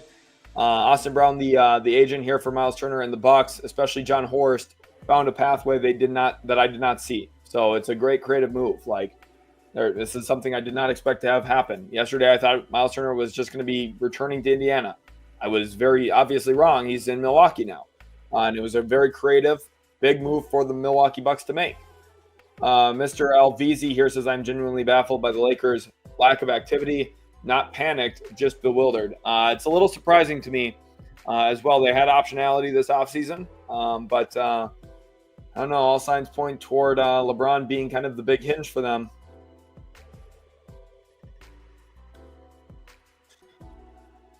Brennan says, so is our new freshman straight up or back up big with no G League? What are we doing? I don't know what the Kings' plan is.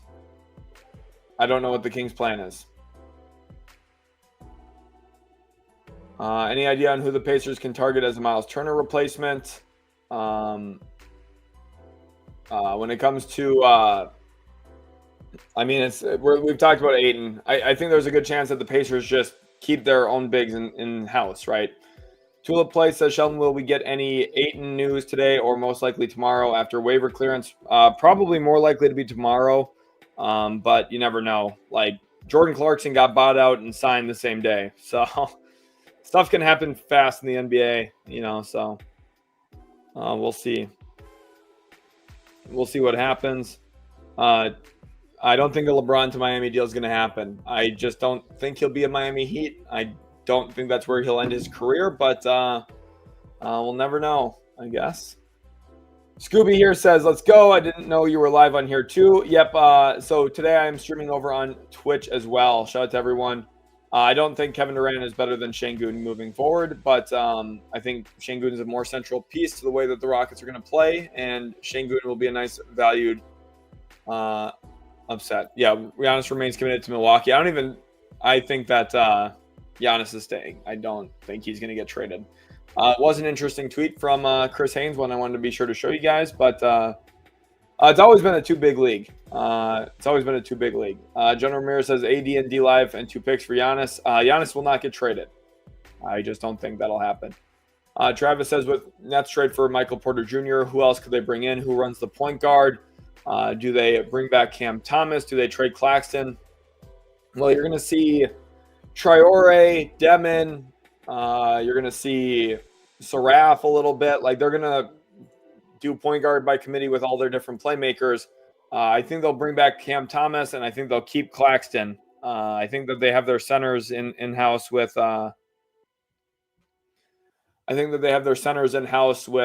Claxton and Day'Ron Sharpe. So we'll see.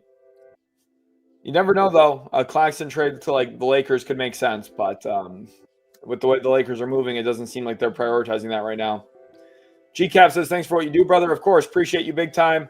Tulip Place says, Sheldon with Turner to Bucks, surely Ayton to the Lakers is confirmed. I wouldn't say confirmed yet, right? Like, Indiana could be in the center marketplace. We'll see what they do, but does Sabonis get traded now? No, I don't think so. I think Sacramento is looking to be competitive, and that's why they signed Dennis Schroeder. But trading Valanciunas in the way that they did, while it does help them financially, we'll see.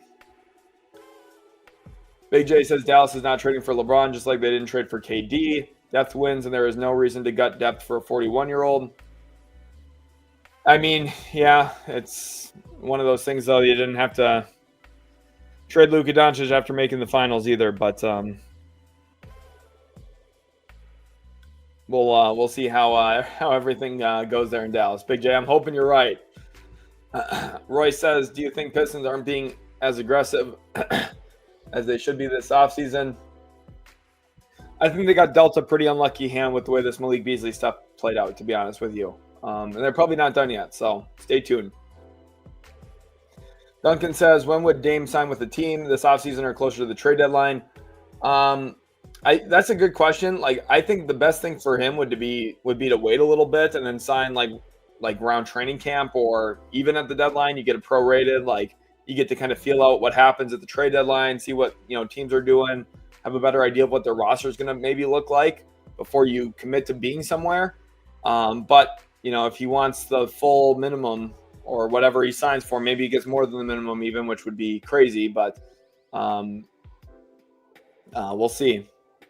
Warzone says, can you tell Trajan Langdon to wake up? Waiting for the Pistons to make some moves here. We'll see if they're able to get something done. Kings. Yeah, that's a good point. They did draft Maxime right now, so they might just lean on him playing a bit for their backup minutes. So we'll see how that goes. That's a good point, Charles. Thank you for bringing that up and reminding me. DeAndre Carter here says OKC should consider trading Isaiah Joe and Ousmane Dieng from Malik Monk.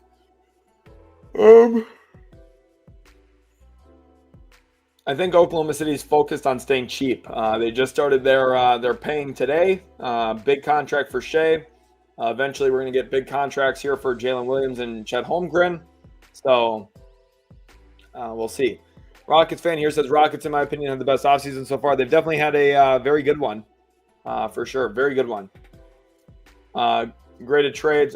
For this last one, I'd give the Kings like a C- and the Nuggets an A+ because they got a better center for free. So Grimes, yeah, he's not going to get $25 million a year. I'd be very shocked if he gets that. You never know, but I'd be very shocked. Dan here says, do you think the Wolves do anything at this point?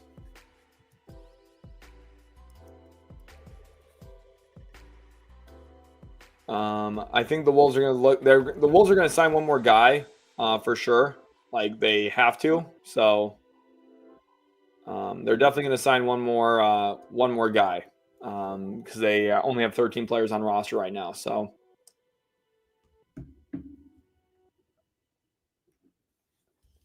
only have 13 guys on roster. So they're definitely going to do something like that. So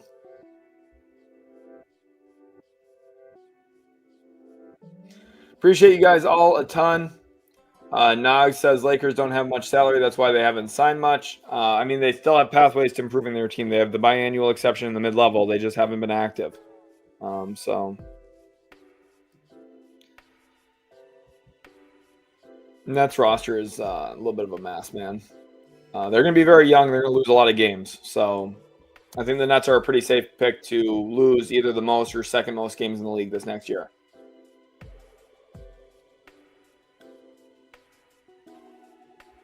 Alan says, question, how much do you think Josh Giddey gets from the Chicago Bulls, assuming he's re-signing, obviously? Maybe he's a net.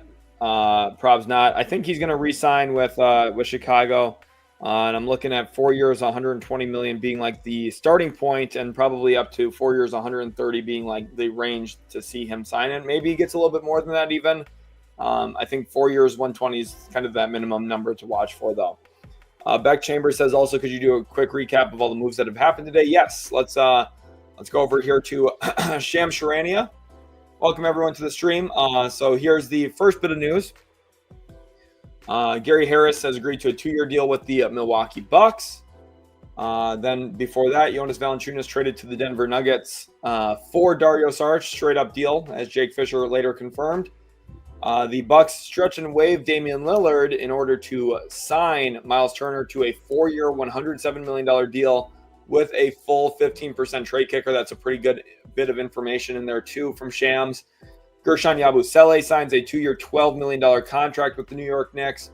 And then SGA, Oklahoma City, reached 4-year, $285 million Supermax extension. Those are all of the news so far today. Aaron says, on the topic of the Kings, will they trade DeMar? I would guess not at this point, but we will see. Mason says, bro, what happened to Dame? Torn Achilles are devastating, man, especially for smaller guards in their 30s. We'll see what happens, but I don't think Dame is going to be playing on any more big contracts going forward in his NBA career, unfortunately for him. Carl says, I love what the Nuggets have done. They still have 2 open roster spots. Denver's done a great job, and they, depending on how they structure this trade here, they might have some of their mid-level still if they want to use a little bit of it. But again, they're going to run into hard capping issues too. So the Nuggets probably going to mostly focus on some depth additions now for cheap, but still solid. Jack says, Sheldon, I left for lunch. What has happened after Dame got waived? Any updates? Yep. Hopefully you were able to catch all of those ones we just went through here. Again, some of the most recent things being the Valanciunas Sarge trade and the Gary Harris signing. Again, not crazy big stuff, but still news nonetheless. So hopefully you guys are enjoying the content today. Khalil Smith here says, Bulls settling for mediocrity again. Emily says, do you think the Pelicans are getting Westbrook? Probably not. I don't think so, Emily. Sam here says Kobe White to the Bucks. I don't think Milwaukee really has legitimate pathways to that, but you never know, right? You never know what's going to happen in this league. Barkin says, why Bucks waive Lillard to build a better roster around Giannis next season? Is Giannis really mad about this decision, or does he pretend? So Barkin, I think he is fine with this decision. I think he wanted Myles Turner, and he got him. So I think Giannis is happy, and I think the Bucks are better this upcoming season than they would have been. Mason wants to know about Damian Lillard landing spots. I think the Heat, are likely, and I think from there, like the Clippers, I could see being a team interested. The Warriors being a team interested. You're looking at, Phoenix could be another team that gets into the mix. A bunch of teams will look at it and consider options there. So for the minimum, if that's what he's willing to sign for, which I would have to assume he is, a bunch of teams should have interest in signing him to the minimum and helping his rehab, and then seeing if he can commit to your team long-term from there for cheap. So Ben says, what's the word on Josh Giddey? Why isn't he signed Giddey to the Bucks for Kuzma? I don't think Giddey's going to go to Milwaukee. I just think restricted free agency tends to play out a little bit slower. We haven't seen guys like Cam Thomas sign. We haven't seen a guy like Jonathan Kuminga sign. It's not about the archetype for those guys. It's about the restricted free agency status. And RFAs just tend to sign way slower. So keep that in mind for everybody. Mohammed, no, I do not think the Nets trade Claxton. I very well could be wrong here. I'm kind of going out on a limb. I still think the Lakers are a great landing spot for Claxton if a trade does materialize. But as of right now, I'm not expecting one. Danny says, let's go Milwaukee Bucks. Trevor says, I know you like the move, but I don't get stretching Lillard to basically pay Myles Turner $50 million for 4 years. I hate the move, especially since you could have let Dame expire in 2 years. Well, Trevor, the issue is if your plan was to let Dame expire in 2 years, you have to try and sell it to Giannis. This goes back to something. I wonder if I can. I wonder if I'll be able to find the tweet here.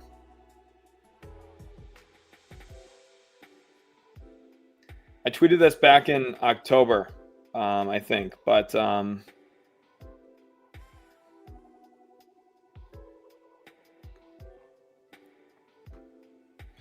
I don't know if I'm going to be able to find it, though. Run your franchise. No.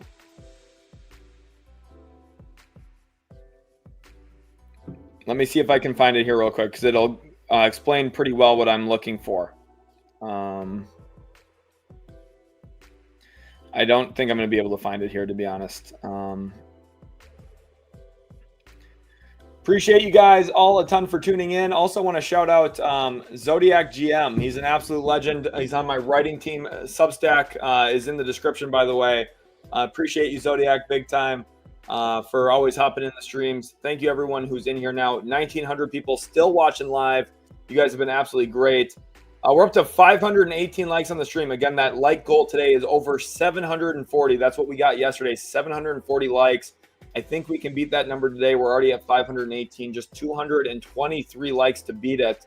We can definitely do that here. John Parham says Miami got eyes on Dame. Definitely would be a good landing spot for him. I think a bunch of teams who are in contention should be looking at Dame as like a really solid buy low option as a shooter. So Alan says, thanks for answering question. I'm a Bulls fan, by the way. I want to see a Vucevic trade personally. I wouldn't rule that out as a possibility. We'll see what happens. Yes, Gary was basically a vet min. I believe it was like 2 years. Let me see if I can find the Gary deal again. Again, my brain's a little bit of mush yesterday. After yesterday from the streams. Here's the Gary Trent deal. 2 years to 7.5, so $3.75 million, just a little bit more. Probably, I think just a little bit more than what his vet minimum number would have been. But Dexy says utility sports Wolves will probably just bring back Josh Minot, most likely to fill that last spot. Well, the concern I have here is Josh Minot asked to play for a different team. He asked them to decline his team option. So we'll see. Matthew said, thank you for the two. Matthew, he says, do you think the Hawks are done with their roster? I mean, they've already made so many big splashes. We're going to see some form of sign and trade with the Capella news. And we'll see some form of, deal. Maybe that might be part of what brought in Luke Kennard. So we'll see what the actual salaries look like and everything. But I think the Hawks have kind of their tentative roster set in place. And just to recap for everybody. Okay, here we go. We got reporting from Shams. I'll get back to Atlanta here in a second. But let's get up to Shams here in his news. Free agent guard Dennis Schroeder has agreed to a 3-year, $45 million deal with the Sacramento Kings. Kings officials and Mark Bartelstein of Priority Sports finalized the deal Tuesday. Schroeder lands in Sac. Think this is a great fit for the Kings. Schroeder was playing awesome basketball for Brooklyn under Jordi Fernandez to start last season. Should be a brilliant fit off of Sabonis in DHOs. I think this is a really good fit for Sacramento. Again, this is part of that Saric-Valanciunas swap, opening up the pathway financially to make this happen. But there we are. The deal is here in place. Okay, and the Milwaukee Bucks are trading Pat Connaughton and 2 of their own second-round picks to the Hornets for Vasi Micic. So Micic has this is very creative. Micic is a team option. This is a significant salary dump for the Bucks. Micic reportedly open to returning to Europe this offseason. 2 seconds. Rounders to get off of Connaughton's money. Like this for Charlotte. Understand it for Milwaukee. Pretty good deal. Not like a huge one, but it is a trade. So thank you everyone for tagging here. There we go. Free agent Jericho Sims has agreed on a 2-year deal with the Milwaukee Bucks. So Milwaukee stays busy. Milwaukee stays busy. Retained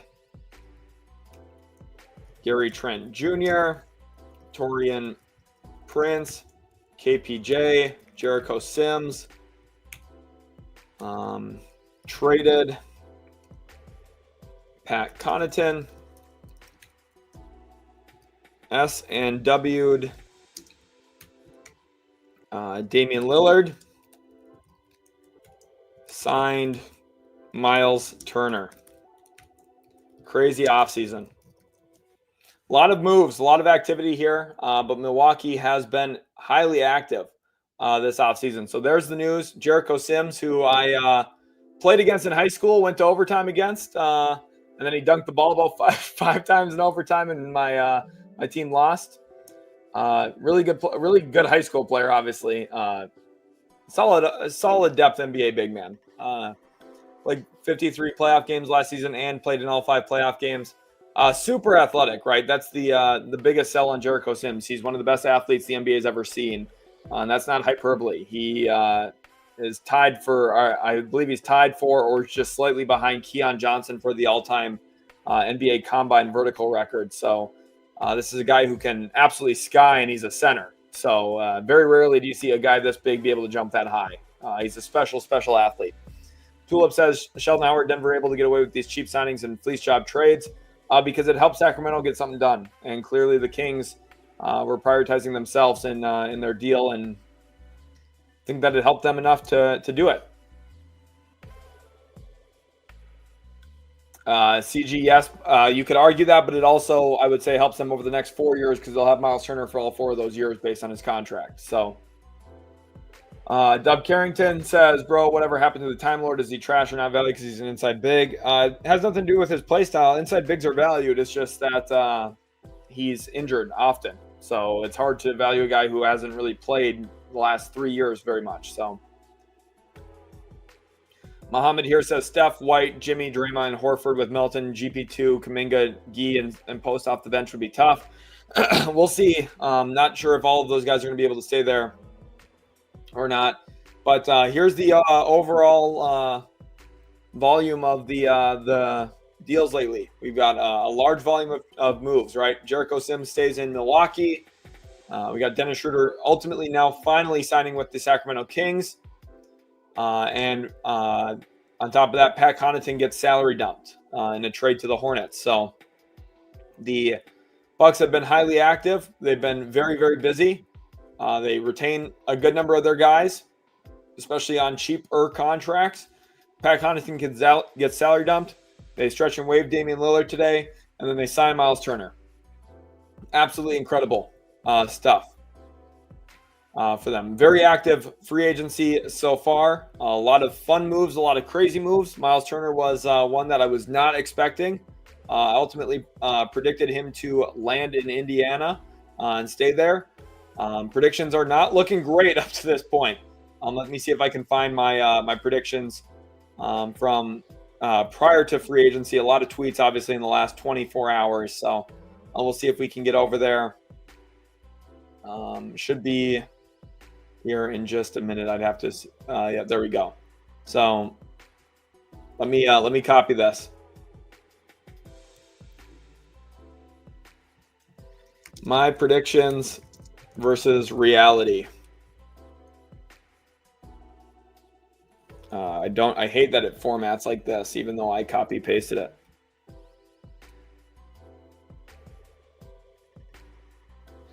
Still waiting on some of these as well, so we will see what ultimately happens. But a lot of news today, of course. So Dennis Schroeder does ultimately go to the Kings.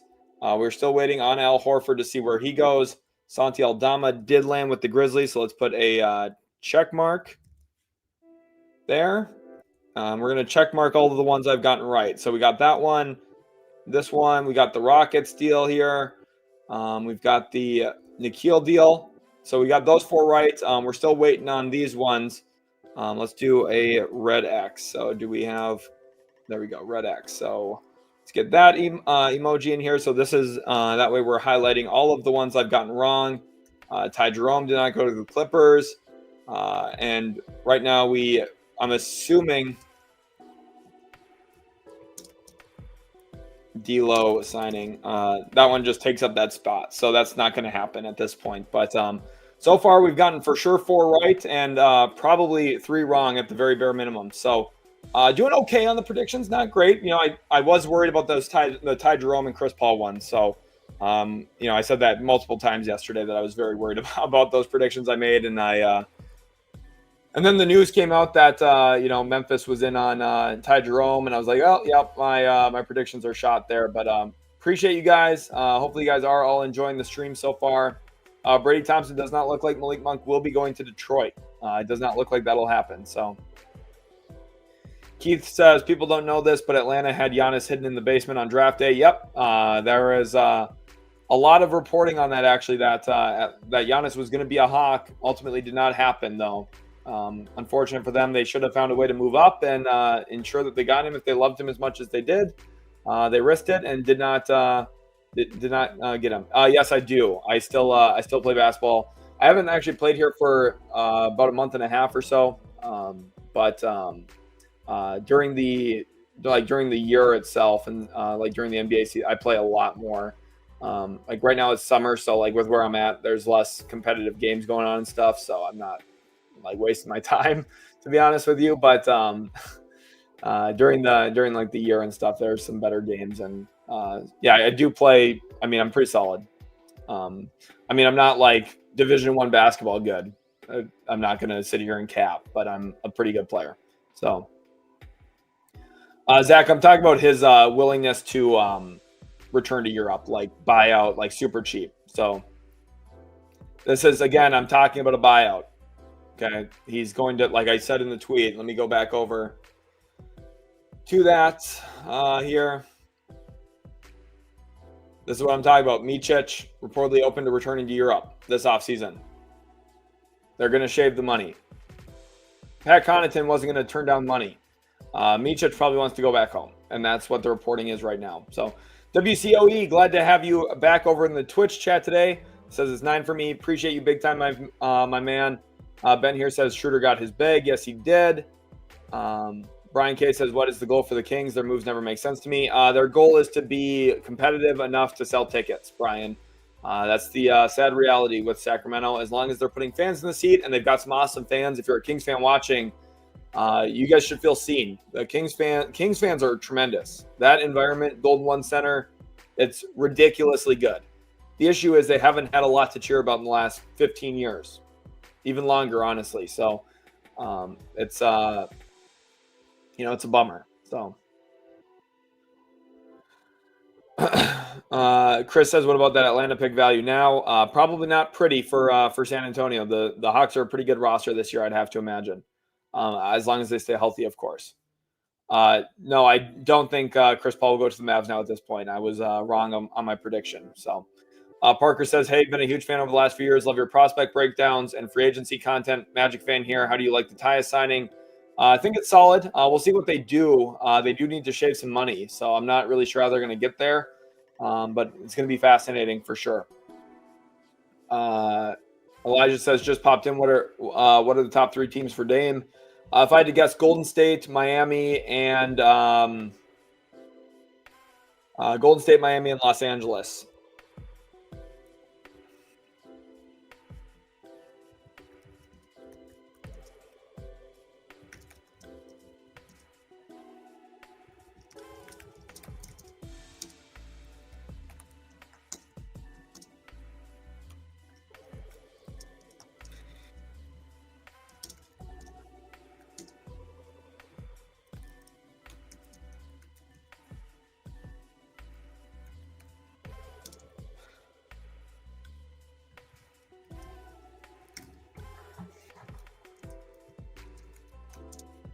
Butler previously.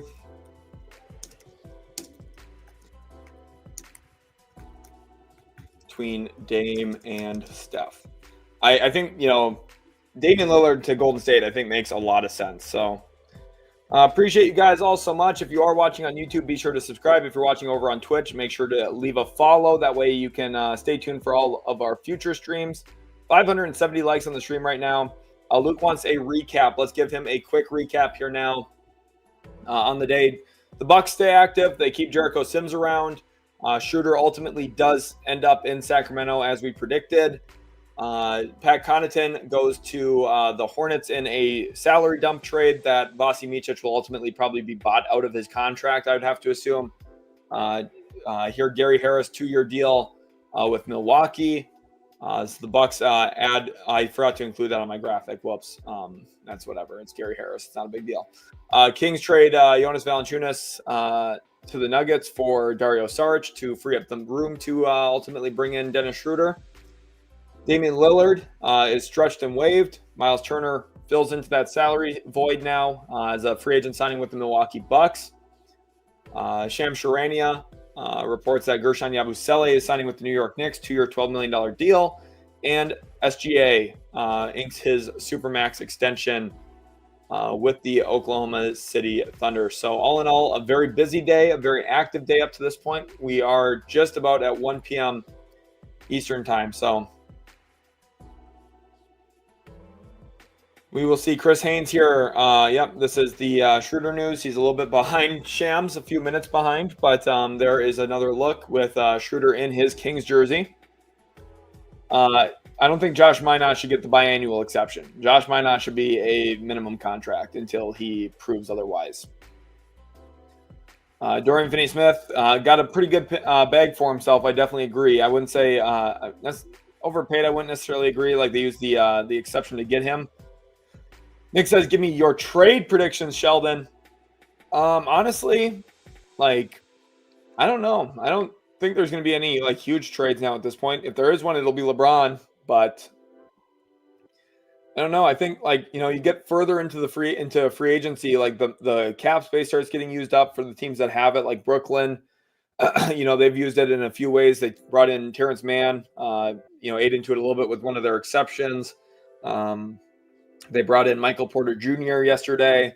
So I don't know. It's I don't think there's going to be any big trades. It's funny because I had talked about Porter Jr. getting traded from Denver and Valanciunas being part of who they get. They obviously did something different than what I had said, so I was wrong. But definitely still talked about some of their possibilities. Simon, the people that I play with all call me Luca. I did not ask for that nickname, but I do play with a bit of flair. So that's basically my nickname at the gym I play at. Parker, appreciate you big time. Glad I could give you that recap. Yep, Dame is out, but teams still might sign him to get his early bird rights. So King Nacho says, what teams still have full mid-level exception? I think we talked about this earlier, but I think the Jazz still are that kind of mix. Pelicans have partial of their mid-level. They, of course, use some of it for Kevon Looney. The Spurs use some of it for Luke Cornett, seemingly at this point. LeBron James, thank you for the 5. He says, hey, bro, love your content. Do you think LeBron gets traded, and where do you think he could land if he does? Also, what would the package look like? So I think it would be Golden State. If he does get traded ultimately, I could see Dallas having a little bit of interest. I could see New York expressing some interest, especially if they hire Mike Brown, who coached LeBron previously. And then also the Cavaliers, right? There's always that Cleveland tie there, but I don't think Cleveland's going to be super prone to act on that. I don't know if the Knicks are going to be able to really put together a package that makes sense for both them and the Lakers. So kind of comes down to Dallas, who I don't really see doing it, and the Warriors, who I do see having interest in pairing LeBron with Curry at this stage of their career. So package would really stem around Kuminga, what that market looks like. It's hard to fully idealize what that package would be, but I think it really stems from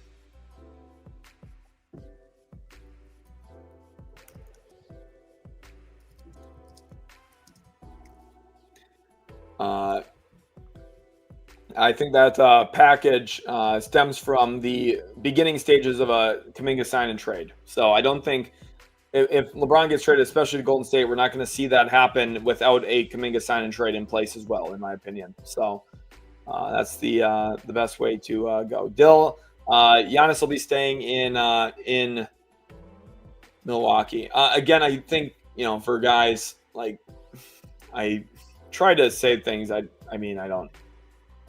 No, like very clearly, I'm talking about a buyout here. No worries, Zach. You're good. Twitter, it's like obviously that's what I'm talking about. Like, there's a reason I'm talking about his willingness to return to Europe.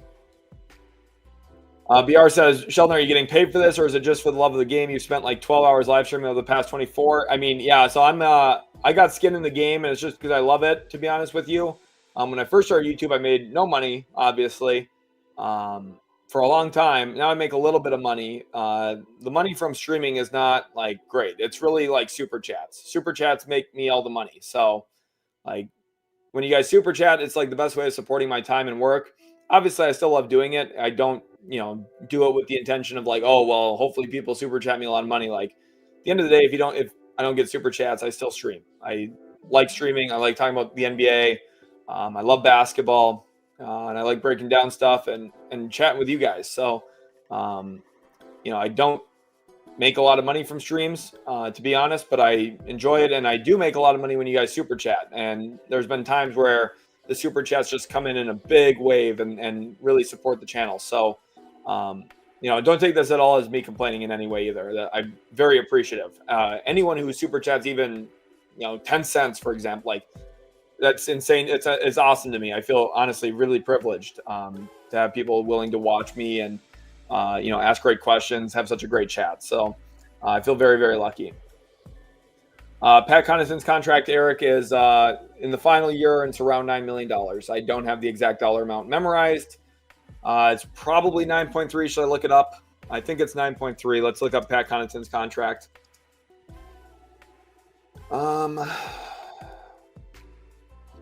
It is. Ooh, I'm a slacker. It was 9.4. Thought it was 9.3. Jeez. $9.42 million. I was off by a whole $120,000. I'm a casual.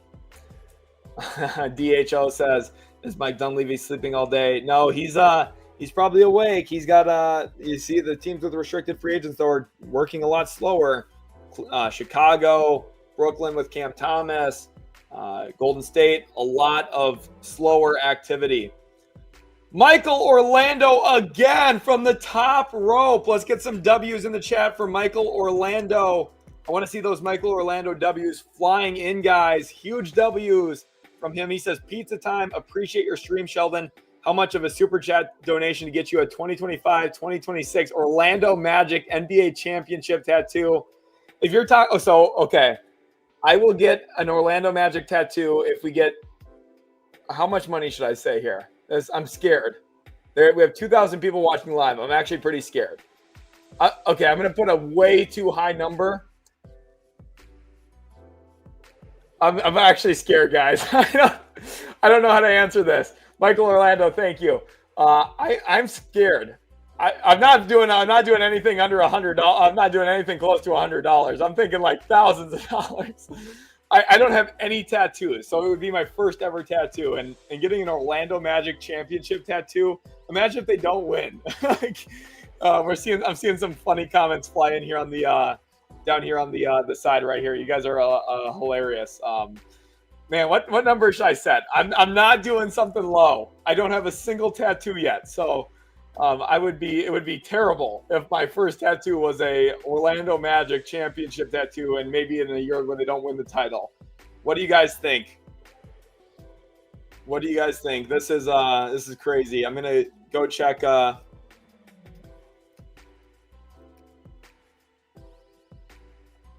Let's go over to Shams. Make sure that I'm not missing anything. We're gonna set that number at okay. I'm gonna put this on the banner now below. This is ridiculous.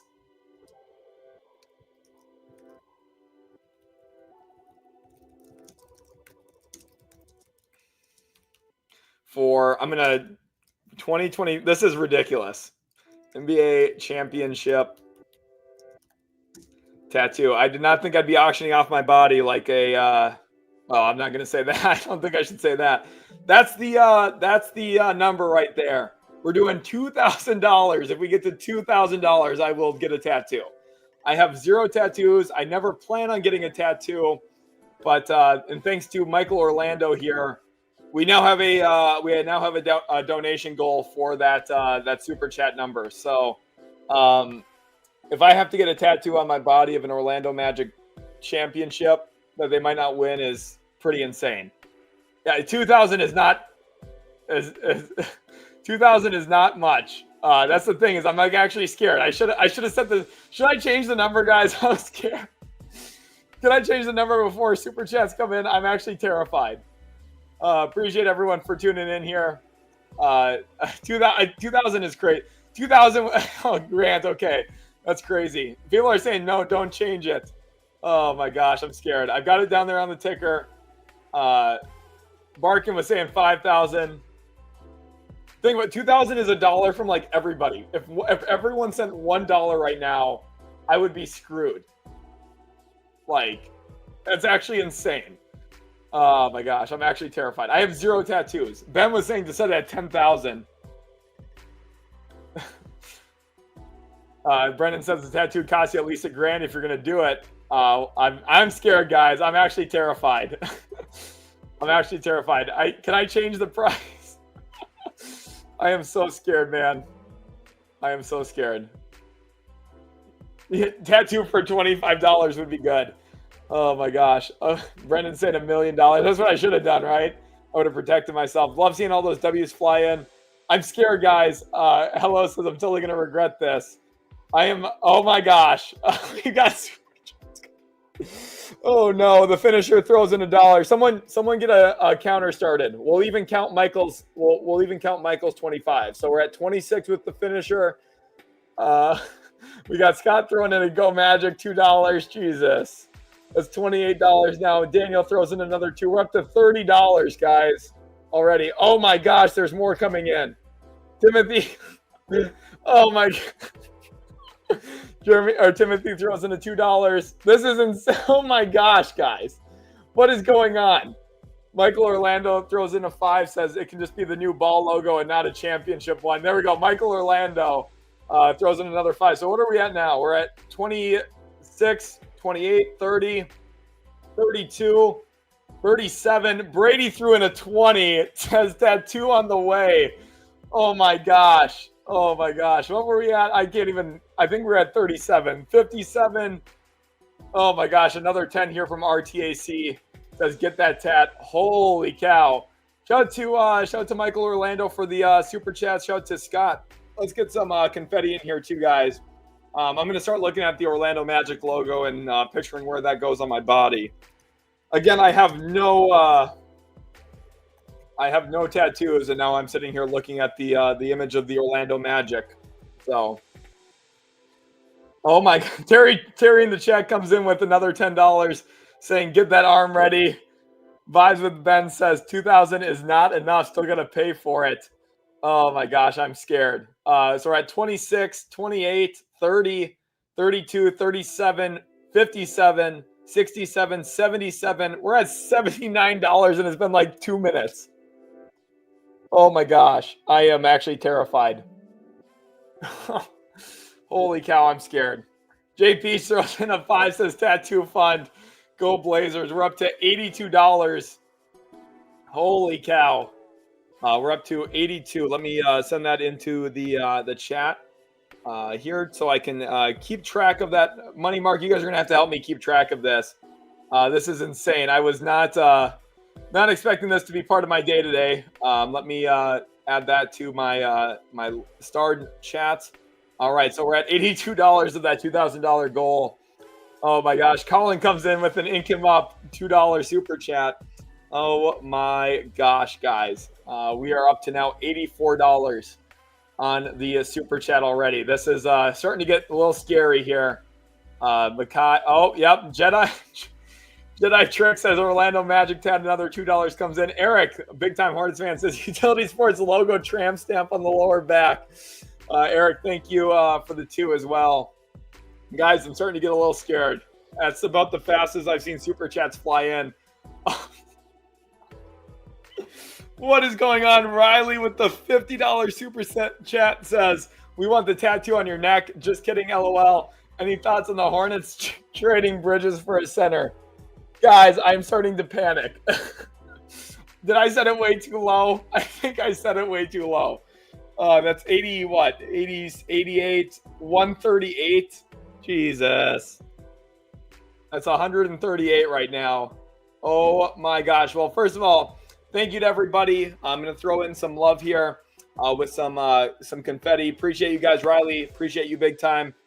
And thoughts on trading Hornet Bridges for a center? I would love that for the Hornets if they're able to do so.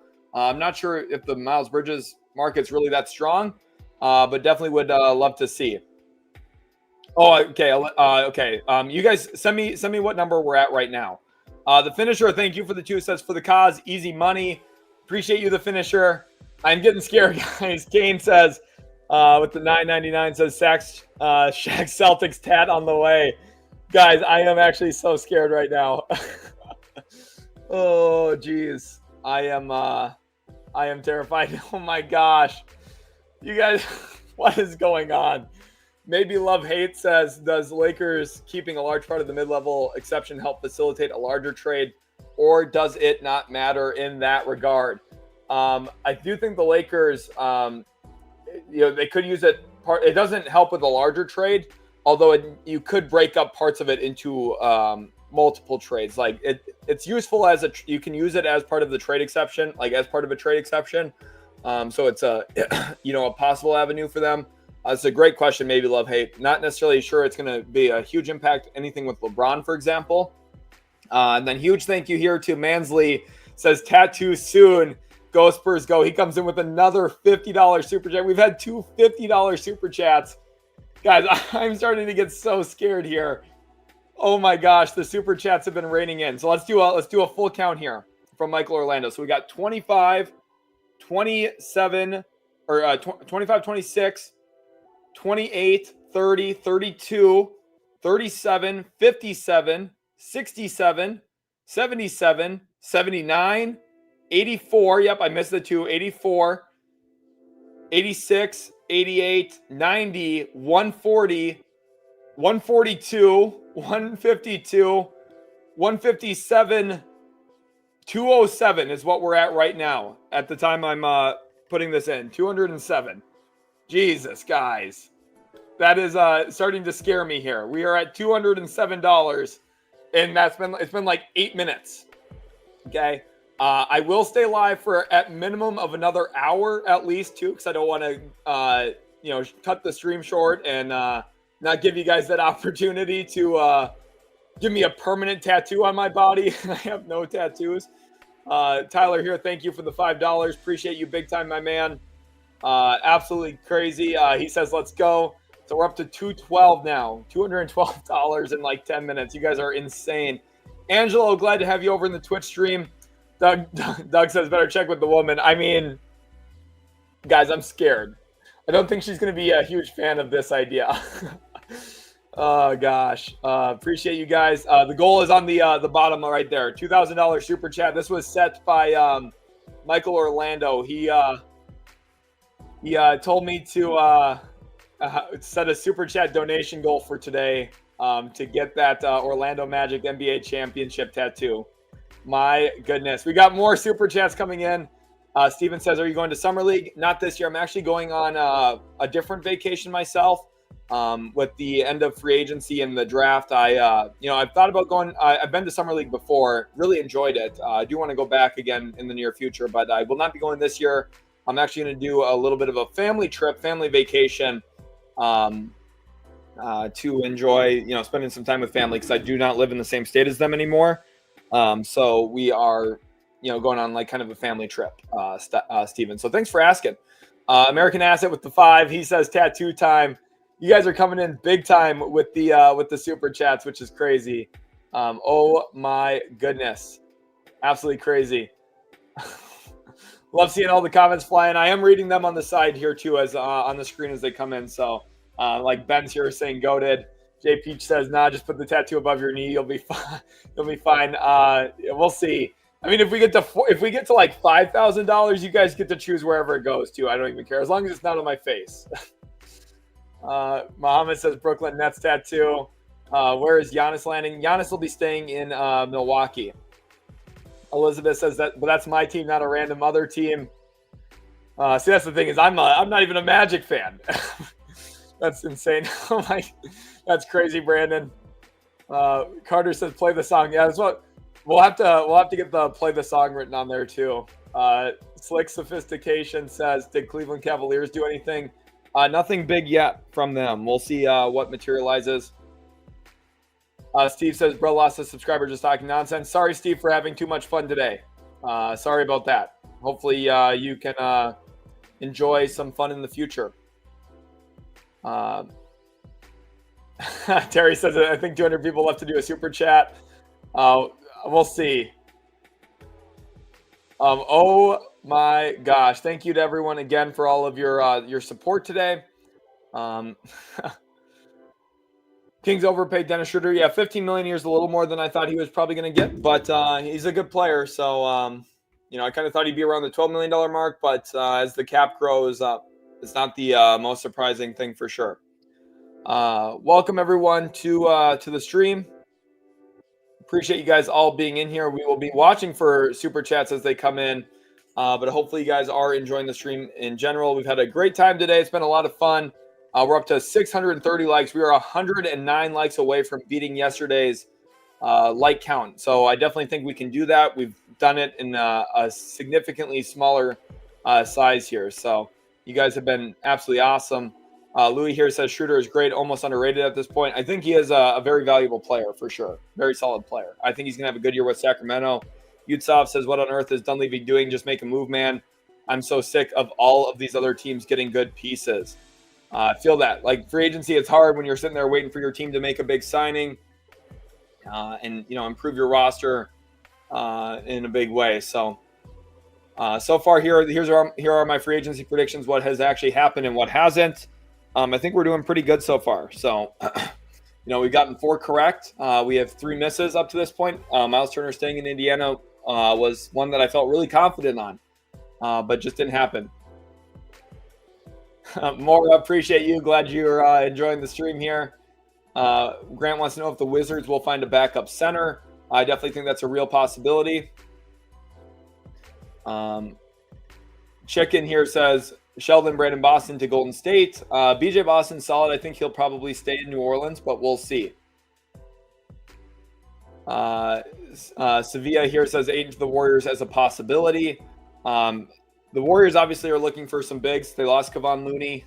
It's already one of their biggest needs coming into the offseason, even if they had retained Looney. So we'll see. Ayton to Golden State would definitely be a solid option. John, thank you for the 5. Says, love the content. Keep the tap fun going, chat. Thank you, John, so much for the 5. Appreciate you. That's a sick profile picture there, too, with that old Timberwolves script font and written out Nas Reed. Love that. Love that. Love that. BS Express says, my heart is broken, Sheldon. I'm lost. BS Express is a big diehard Pacers fan. Has been following the channel here for a while. Appreciate you big time, my man. And it is a sad day, right? Longest tenured Pacer is now playing in Milwaukee. It's a big shock today. Was not expecting it, but definitely a sad day for Pacers fans. But at least you had a really awesome playoff run kind of to send him out on in this past year. So Grand Info says, do you think Dame ends up in Golden State or Miami? I think Golden State is the most likely of them, but Miami is still a possibility. Appreciate you guys all so much. We are, again, up to, at this point, $227. Thank you, Makai, for updating that, which is absolutely crazy. Now it goes up again. Another 5 here from LeBron James says, could you work out a LeBron Warriors mock that includes Kuminga? I tried, but it doesn't work if Draymond or Butler isn't included. Yes, this is where the deal would be very strange, okay? We will go over to the trade machine now. Let me pull that up on stream here.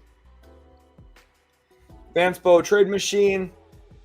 We're going to go to the Warriors. If we can find them, there they are. We are going to add in, of course, the Lakers. And then the third team we are going to include is probably Chicago as of right now, okay? This is where we're going to start. We're going to start with the Chicago Bulls. And in this, we're going to send LeBron to the Warriors. We are going to need to get to $52.6 million roughly. Now, this is a challenge, right? But it starts with the Kuminga sign and trade, and we are going to sign him to a standard 4-year contract, and we are going to front load this thing. Probably looking at like $38 million in year 1, which is significant money, right? 34, 30, and then 26. So we're looking at a significant contract, right? This is not a cheap contract at all, okay? But something very, very expensive in the beginning stages of the contract is roughly what you would need. Now, this is, again, just an estimate. I picked some random numbers here, but this would go to Chicago. Okay, you're front-loading this so that you can make the front money work to land LeBron, okay? The Bulls, I'm sure, would be okay with that. Vucevic returns to the Lakers. Then in here, you also have to send some other money. We're going to just, for right now, do Kevin Huerter to the Lakers as well, okay? The money here, close enough, and then you would do Moses Moody to the Lakers, and you're starting to see how financially you're starting to get into that ballpark a little bit. Now, this won't work here because of the collection of salaries. So you need to send out a little bit more money, which is where Buddy Hield would go to the Lakers. And then the Lakers, they don't have Dorian anymore. So this is one that basically doesn't matter. So decline. Let's just do that. There we go. So his number goes down to 0. And then in here too, we'd have to send out a little bit more back. So you'd probably see like Dalton Connect to the Warriors and Bronny James to the Warriors. Something along the lines of this. And then you're still running into issues here with the Warriors. So it wants us to cut $2.2 million. So what we're just going to do in order to fix this is we're going to change Connect. And we're going to turn it to Jordan Goodwin and see. It'll probably still not work, but it'll be at least much closer. It still wants to cut $2.2 million, which to be honest, I'm not exactly sure why, because we just changed the salary number there quite a bit. But if we take Goodwin out of the deal in general, we still keep running into this same issue. They can only take $50.4 million back, which I don't, I guess, understand why, because we do have them signing and trading more money out. It might be because of the first apron space. Well, that doesn't really make sense. Might be because of roster space, to be honest. But basically, this is like the beginning stages of a framework, right? Like you'd get something here. Obviously, you'd have lawyers working out the deal and stuff. George, thank you for the 2. He says, "Whoa, I've been busy today and come home to madness. It was absolutely crazy. Crazy day today in the NBA." Sponcho, thank you for the 20. Says Kobe 0506, Harden 1819, D-Book 2526. Appreciate you big time, Sponcho. Appreciate your super chats a ton. You guys have been all awesome. I'm throwing in some confetti here for you guys. Such an awesome super chat today. Appreciate you guys, and really thankful for everyone hanging around today. Best of worst says Brunson with a ring on the middle finger. LOL, JK. Appreciate you, best of worst. We're going to need to get a little bit of an update. We're at 231, 233, or 232, 234, 254, 256 is the new number we're at right now. So again, very scared of the situation. Oh, and that number actually just went up. So Robert, thank you for the 10. That number is now 266. Thank you, Robert, for that. Says, love the channel, glad to support it and see your new tat. Who is going to be starting power forward for my Spurs? Free agent, trade, current player. I think we're going to see Sohan probably just assuming that starting role with them paying Luke Cornett to be their backup center using part of their mid-level exception. Robert, I think the most likely outcome is starting internally, right? You're looking at Carter Bryant, maybe assuming that role long-term down the road. Jeremy Sohan in the short term as a starter, possibly. And playing, you're going to probably start Fox and Castle and Vassell and Sohan and Wemby. And then off the bench, you're bringing, Barnes. If Sohan takes that starting power forward role long-term, you got Barnes, Dylan Harper, Carter Bryant, and Cornett. That's your 9-man rotation to probably expect this year. So up to 266. Thank you, Ben, for updating it here. I've got that saved now, so we are set up at the exact right spot. Angelo says, please check my chats on here, please. Yes, of course, Angelo. I've been watching as they come into on the right side. So sometimes even if I don't say them, I am reading them. Adam says, if you're an NBA owner, come one win from an NBA championship and you won't go into the tax for a core piece, you got to sell the team. It's unfair to fans. I understand this perspective, but I also think, it's not a normal situation because of the injury to Tyrese Halliburton. So keep that in mind. Angela says, guys, please come on to Twitch. Yeah, if you guys want to support over on Twitch too, I'm trying to build a little bit of a Twitch platform, but obviously I appreciate your Damos. This is a good point. This is like the base year compensation rule. This is why we're running into issues here, right? Because you're looking at the plus $16 million mark. So this is why the trade is like not going to work here in this kind of deal. But this is where you'd need to get like a fourth team involved.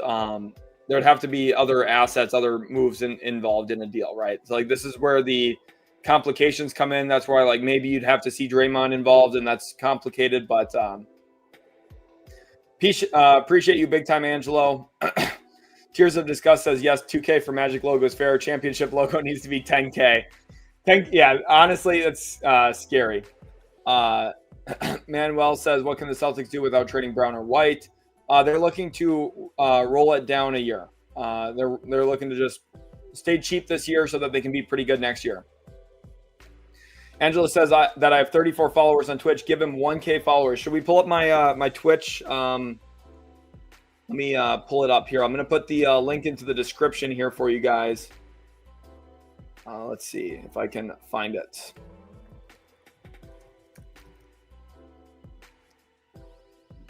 Here we go. I was able to find it here now. I'm going to throw this into the description. It should be at the very top. Utility Sports Twitch. Everyone go give a follow over on the Twitch. I do live stream there as well as here. So maybe we can do some more live streams over on Twitch in the future as well. So let me send that link into the chat here for everybody too. Appreciate you guys big time. Link is coming in now for the Twitch. Make sure to give a follow over there as well, like Angelo is saying. Do the Hornets still have space to keep Trey Mann? Yeah, they have his rights still, even after not offering him the qualifying offer. So, Clutch Basketball says, who do you think Bucks will use their mid-level exception on? I mean, it's an interesting question here too. I don't know what Milwaukee's going to do with their space, to be honest with you. I think probably need to find some kind of guard play, but it's a pretty limited market at this point. So. Trey Song says, which signing has surprised you the most so far? Definitely Myles Turner today. I was very surprised by that. Typically, I'm not overly surprised by every signing or by many signings, honestly. There's usually one or two that made me go, whoa, was not expecting that. Myles Turner was the big one today. I just did not think that they were going to be able to land Myles Turner. They've done a lot of really good stuff. I think Milwaukee's done a very creative amount of work here to upgrade their roster in the short term and prioritize long-term flexibility a bit going forward. And while they have Damian Lillard now on contract for 5 years, technically on that stretch and wave, $22 million isn't crazy. It's a lot. It's a lot of money to you and me, but in the NBA cap, it's not insane. So yes, AJ DeBonsa is next year's draft class. Yes. Thoughts on Brook Lopez to the Clippers? I thought it was a pretty solid signing for them. Really solid depth piece for sure. Really appreciate you guys. Angelo says, why is no one talking about Bull? He's just a depth big at this point. He's not going to really turn into anything. Mythic, thank you for your comment over there on Twitch. Do I think the Wolves get Westbrook? I think there's a real possibility there, right? You're looking at Minnesota as a destination for a point guard if they do look to use that 14th roster spot for a veteran. Zilch, thank you. I'm pretty sure that's Jarms. Appreciate you big time, my man, for going over there to Twitch. Squid Vicious says, yeah, somebody signed Dwight Howard. Serena Castro says, your thoughts, Myles Turner versus Brook Lopez. Myles Turner is way better. Myles Turner is a much better big man than Brook Lopez. I think for the Bucks today, I think they did a tremendous job. I think they were very, very smart and very creative. I think this is a really good move for them. A very good move. So, will the Spurs be making any more moves? They'll definitely add one or two more guys to their roster, if I had to guess. At least one. Yep, Zelch, I figured it was. I recognized your profile picture, so I was glad I was right on that. Grant says Malcolm Brogdon is available for the Bucks. I definitely could see a reunion there making some sense. Okay, good. I was able to answer you guys' questions. Tyler says, is Giannis going to demand a trade? No, not as of right now. Izzy says, really bummed my Spurs can get Yabusele. Any other options for them? I think, honestly, you're looking for depth instead. So, Jeremy says, insane how Rockets got so much better without having to give up significant future assets. Yep, they had a really good offseason, I think. BR Dat says, Bucks wave Lillard. What? I know, big shocker today. That was another big, crazy shocker. Tharva says, who do you think the Warriors could sign? I think Al Horford is the main name to watch. King Nacho says, if you can't super chat, hit the like button. You guys heard him. Everyone smash that like button right now. I'm going to check how we're doing on likes right now. Ooh, we're on a bad number. Someone please go hit the like button. WCOE says, am I the only one who thinks Damian Lillard goes to the Warriors? No, I think that as well, WCOE. That's my prediction for him. Lord Nikon says, is it crazy to think the Spurs make a run at 45 wins this year with the substantial bench upgrade and Harper being NBA ready on day one? I mean, I think that's kind of like the high number for them, but it's not like insane. I think my range for them is like 38 to 44. I think they're going to be good. 45 is definitely doable. You know, they have one of the best players in the world in Wembanyama. Paulo says, I got a feeling OKC with the Clippers and Sixers pick next draft will be able to reach a top 3 or even number 1 pick.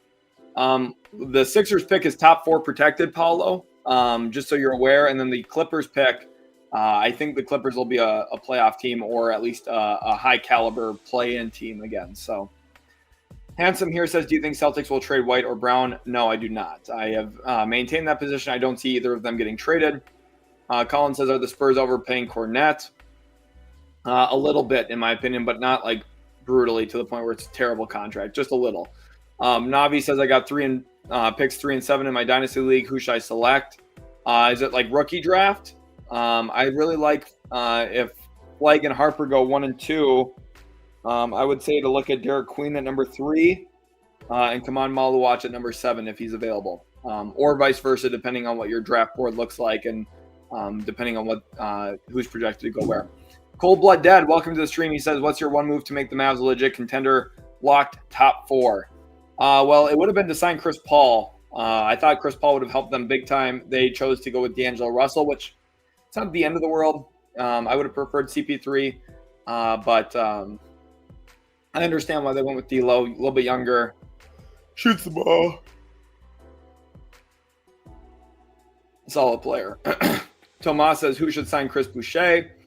For Boucher, I mean, I think the Spurs are a team that I continue to highlight for them because I think there's a lot that makes sense. Appreciate you again, Zodiac. Any chance Chris Paul goes to the Nuggets? And if that happens, how would he fit in? Chris Paul to Denver would be sick. I'm not going to lie. CP3 to Denver.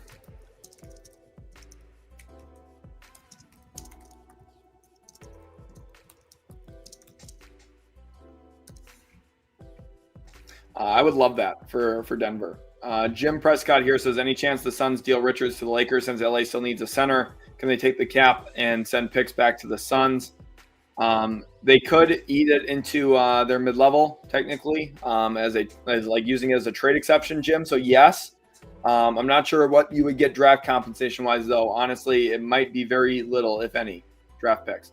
George, thank you for the 2. He says, will Dame be signed now or once he's rehabbed? See, I think Dame waiting is the smartest thing. I think he should wait to see what the NBA looks like a year from now, or at least 8 months from now, coming close to the trade deadline. Signing right now doesn't really make the most sense because you're committing to a team, and then that's the team that has your early rights without really knowing what their team will look like 12 months from now. So we'll see. Ben says, Wemby for Shea. I would not do that for either team, really.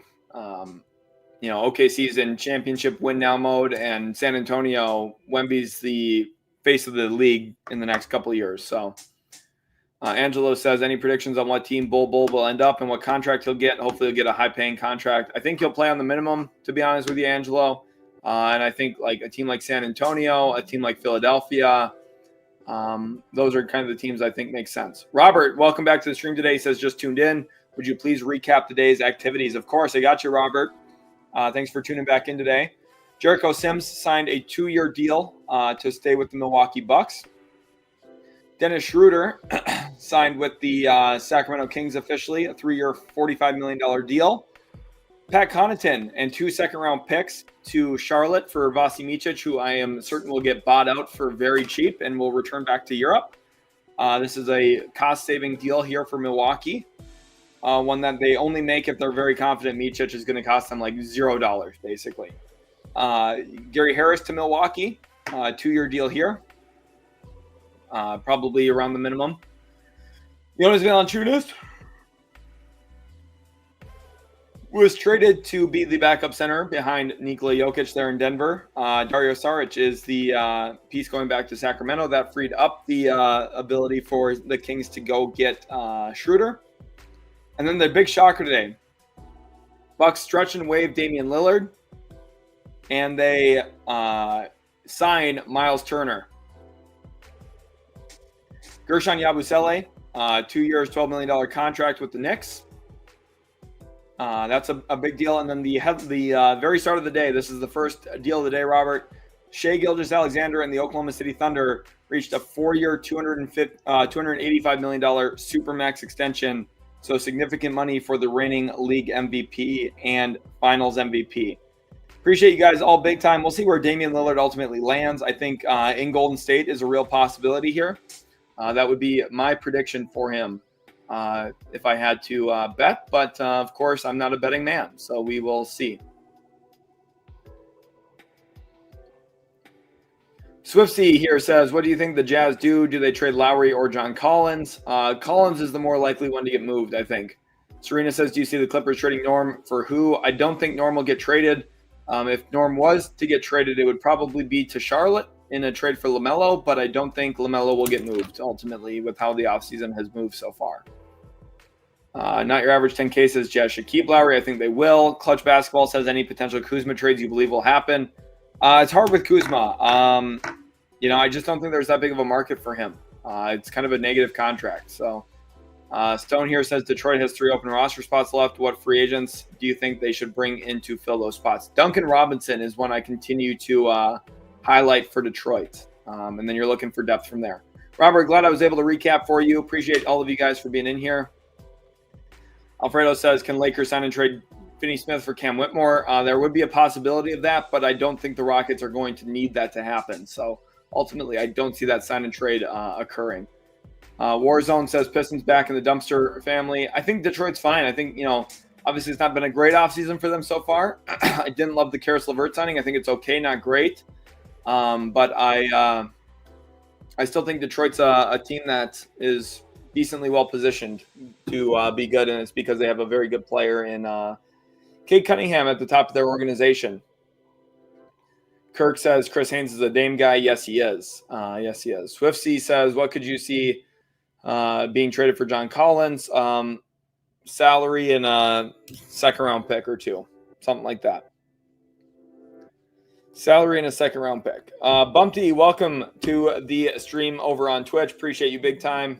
Moses Brown is still an option. I'm sure he'll catch on somewhere this year again, like he always does. Serena says, do NBA owners have insurance like for Dame, for instance, that gets them a return on missing a season? So there is disabled player exceptions, they're called. The NBA actually gives teams exceptions for when a high-cost player or a player with a significant amount of salary is out for the year. So that is kind of an insurance. Grant, because I'm a crazy human being. That's why, Grant. I'm not a betting man except for when it comes to getting my first ever tattoo, I guess. Jim says, any deals out there for the Suns to trade Allen or Royce at this point to get under the second apron? They also have buyout options and creative ways that they could get off of Beal's contract long term. There's plenty of options for them to do that. So we'll see how that goes. Infamously, King Jai here. Okay, we're going over. We have a deal. We have a deal, and the Raptors get a signing. Let's go over to Shams Charania right now. Signing here, Sandro Mamukelashvili signs for 2 years, $5.5 million with the Toronto Raptors. Raptors present Mamukelashvili with a larger opportunity in the front court to break through in the NBA, as he has displayed glimpses such as a 34-point game in San Antonio. I'm not really sure how much opportunity there's going to be.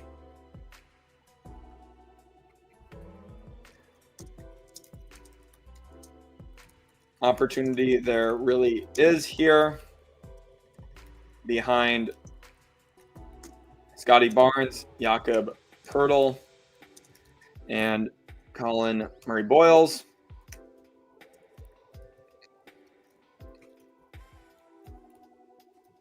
But I like Mamu and like this for Toronto.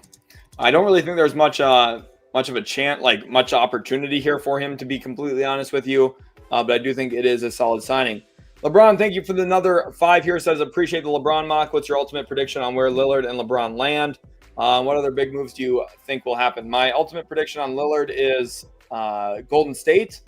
And I do think LeBron, like I've maintained kind of the whole offseason, I do think if he is traded, they'll find a way to make it Golden State, even with the base year compensation issues and all that. But I do think LeBron staying in Los Angeles, like I've maintained all offseason, is the most likely outcome, if I'm being completely honest. Lolo, no, Giannis is not going to go to the Lakers. Best in the North says, come on, Suns, trade Beal. What are you doing? You have to sacrifice to move him. Bumpty says, Bol in the Hornets, Wizards, Hawks, Clippers, or Raptors would be good. IMO. Definitely could see Bol finding a spot with a team for sure.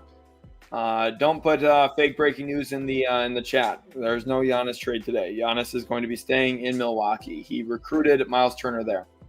Ed Droid says, can Miami trade Terry Rozier for the 2012-2013 Big Three from Miami? Make it happen. It would be good for the Heat. They'd be much better again. Grant says, we love you, Sheldon. You are not crazy, but I think your skin will remain untouched by needles. We'll see. I don't want to jinx it here. I'm still a little nervous, but appreciate you big time, Grant. Thanks for being in here. King Nacho, appreciate all of your support. Angelo says, if Spurs get Bol, then put him as the starting power forward. I'm not sure if he'll be starting a lot of games, but Mamu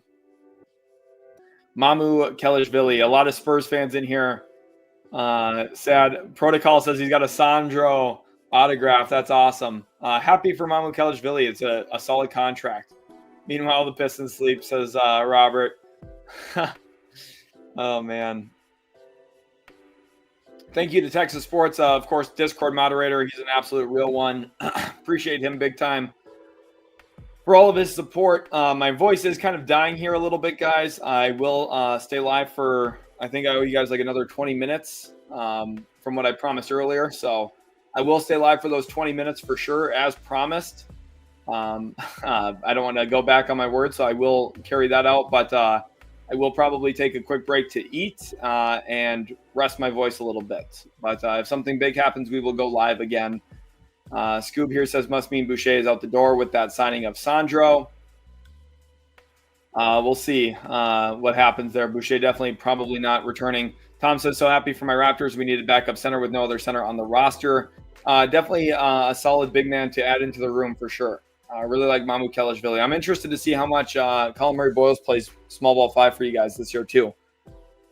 I really like Mamu. A solid player for sure. Angelo, he did not get a contract extension. He opted into the final year of his player option, which he has never done before. He has had 8 player options in his career and has declined all 8 of them. This is the first year ever he has opted into a player option. Hello there, says, how in the world we can't pay him $2.75 million for Mamu? Oh, talking about the Spurs. I think sometimes teams are looking for a little bit of change on the fringes of the roster too. So the picks and moves the Nuggets have made, and the odd mention of Joker leaving makes me think he might be leaving. I don't think so. I think they felt a lot of pressure this offseason to build a winner around him. Zane, that's the way that I'm interpreting everything. NBA Summer League says Chris Paul to the Wolves. He could definitely help them a little bit, but we'll see. Jared says, high-key depressed about Dame now. Day ruined. I'm sorry, Jared. I'm so sorry. Hopefully he finds a good opportunity moving forward.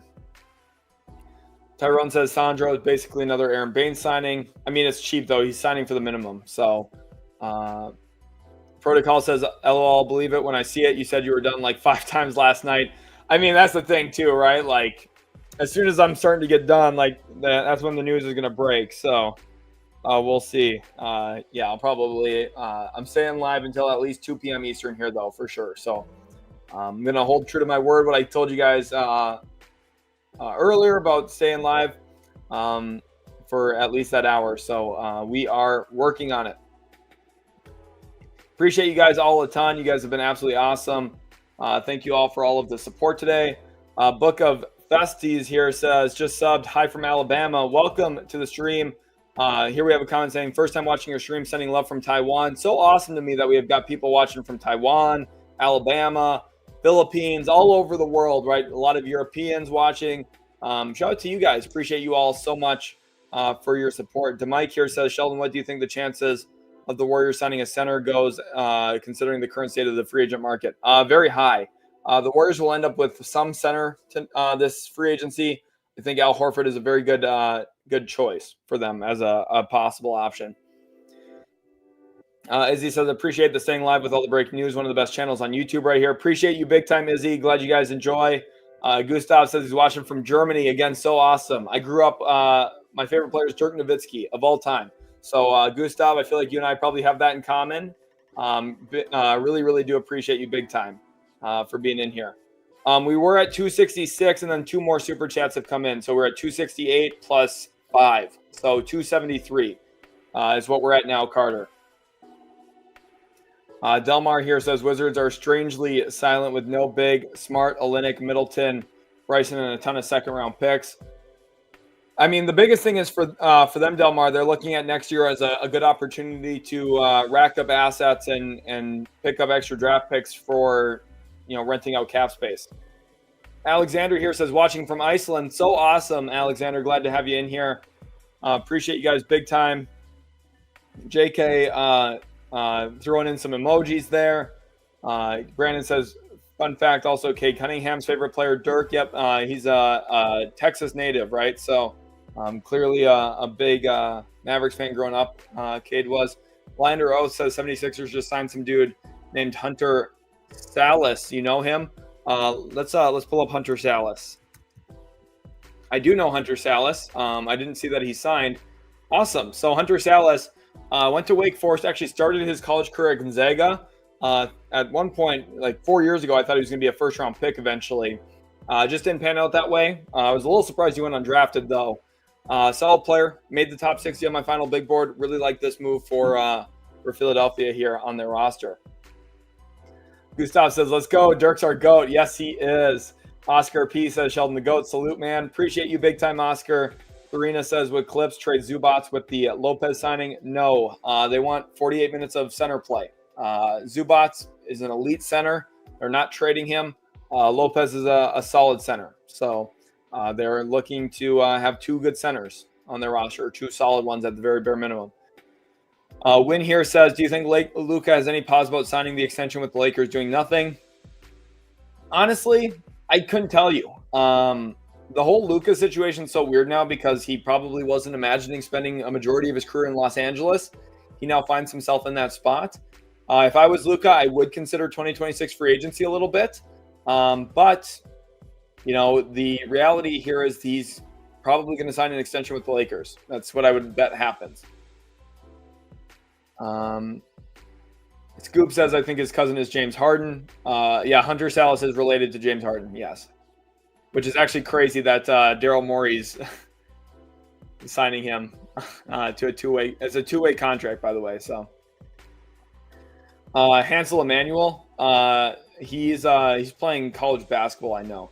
So I didn't, to be honest, Squid, I completely missed the Hunter Salas news. So thank you guys for updating. That's the thing is, like, especially on days when I'm live, like, it's very easy, like when I'm recording content or streaming, to miss certain news. So that's why I always appreciate you guys tagging me and stuff, because in that way I for sure see it. Or I'm more likely to, at least. Ben, appreciate you being in here. Meg says, thank you for the trade information in today's NBA with NBA trades today. Of course, Meg, glad to help you out. I wonder if I'm able to even read. I am losing my mind here. JK Meme says Luka isn't signing with the Lakers. John D says Luka should leave. King DZ says, I hope Luka doesn't, but he seems like a loyal person, so he might. My guess is he's going to stay with the Lakers, but we will see. 1,300 people watching live. Grant here says Wizards got screwed because the owner, Ted Leonsis, made winger trade Jonas Valanciunas because they were in the luxury tax at the trade deadline. I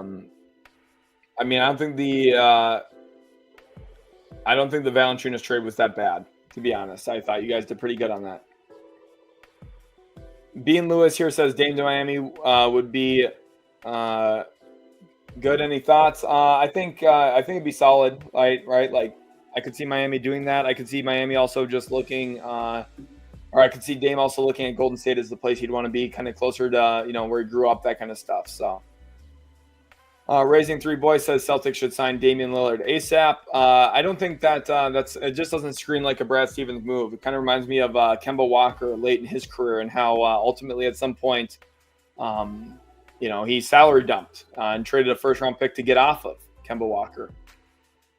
John here says Lakers playing games already. It's a dumpster. JK Meme says Luka leaves and goes back to Dallas. I don't even think that's legal, to be honest with you. Although I'd have to revisit the rules on that because the new CBA changed some things. So.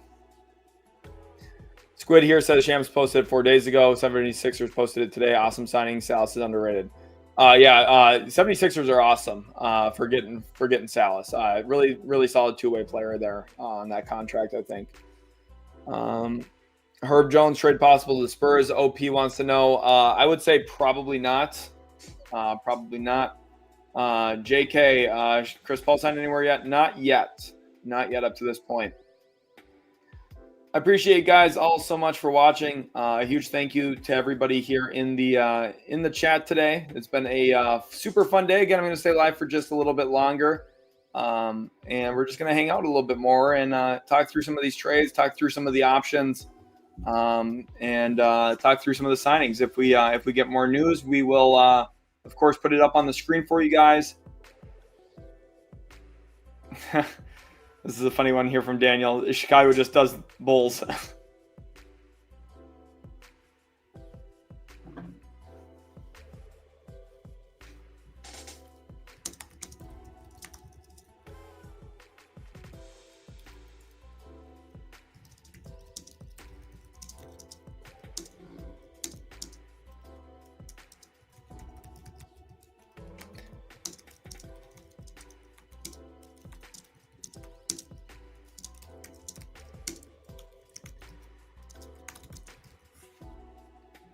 I don't know. I think people are freaking out a little bit too much about that. Jeremy says, W stream, guys just being dudes. Yep, guys just being dudes. That's what we got going on here today. Jake says, what are your thoughts on Nuggets championship odds? They took Thunder to 7 games last year. Now they're substantially better. They are going to be a real problem in the West for sure. Now, you could look at Oklahoma City. Shout out to us, by the way, hitting over 5,700 followers over on Twitter. The Thunder are going to be a force again. They are coming off of championship experience. And honestly, I would argue that they did not play well in that series. Part of that was what the Nuggets were doing to them from a scheme standpoint. One of my favorite things about that series was how Denver's usage of zone and soft closeouts onto the wing. Those were the two things that really stood out to me from a scheme standpoint. That kind of gave Oklahoma City some fits, because even though they have good shooters, guys who can make threes at a pretty consistent rate, they don't have a lot of quick trigger 3-point shooters, and slow closeouts, soft closeouts were kind of a real problem for Oklahoma City a bit on drive and kick games. So, I think Denver, if they take that same strategy going into next year with a better roster, you now have Bruce Brown. You added obviously Cam Johnson, which was a huge upgrade. There's a really good chance that they could maybe topple Oklahoma City. I wouldn't bet on it at this point, but there's a really good chance, right? John D says Celtics do something, anything. This is one of my favorite parts of free agency, is as we get to the dog days when some teams haven't made any noise. Robert says, thanks again for your excellent free agency streams. Of course, Robert, thank you again for being in here. Brandon says, do you think it makes sense for Detroit to bring back Tim Hardaway Jr. at this point and give him 20-something million on a 1 year as an expiring contract to trade at the deadline? I don't hate that. I think that's, this is an under talked about pathway for teams to do. Like, if you have space against the tax or space against the aprons, and you are able to retain a guy, overpay him to trade him on a short-term deal that doesn't hurt your long-term cap, you should do that. $20 million is very movable, especially as a big expiring. It could give the Pistons some real flexibility at the deadline. So I would not hate that at all, Brandon. Now, will they do that? Probably not, but I wouldn't mind it for them. Dustin says, in your opinion, who would be good options for backup point guards for Minnesota with Dame, Russ, and Dinwiddie and CP3? Who would be better for Minnesota? So Russell Westbrook would be not a good option, in my opinion. That is the last one I would do if I was Minnesota. Dame's not going to help them this year, so I don't think he's really an option for them. And then between Dinwiddie and Chris Paul, I do think Chris Paul is just the better one, the better player between the two. Dinwiddie could be valuable and useful. Obviously, a bit more athletic, a bit more juice athletically than Chris Paul, especially at this point in time. But I think Chris Paul is the better player. So, hello there, says, thanks a lot for the stream. Thank you to Travis here for the 10. Says, have the Pistons made any moves today or yesterday? The Pistons did acquire Karis LeVert. They signed let me see if I can find the news on Karis LeVert. Free agent guard Karis LeVert agreed to a 2-year, $29 million deal yesterday with the Detroit Pistons. Mark Bartelstein, his agent, and Priority Sports, his agency, negotiated the deal with Detroit. So, yes, the Pistons made a move yesterday. They were able to get Karis LeVert, Travis. Hopefully this helps answer your question.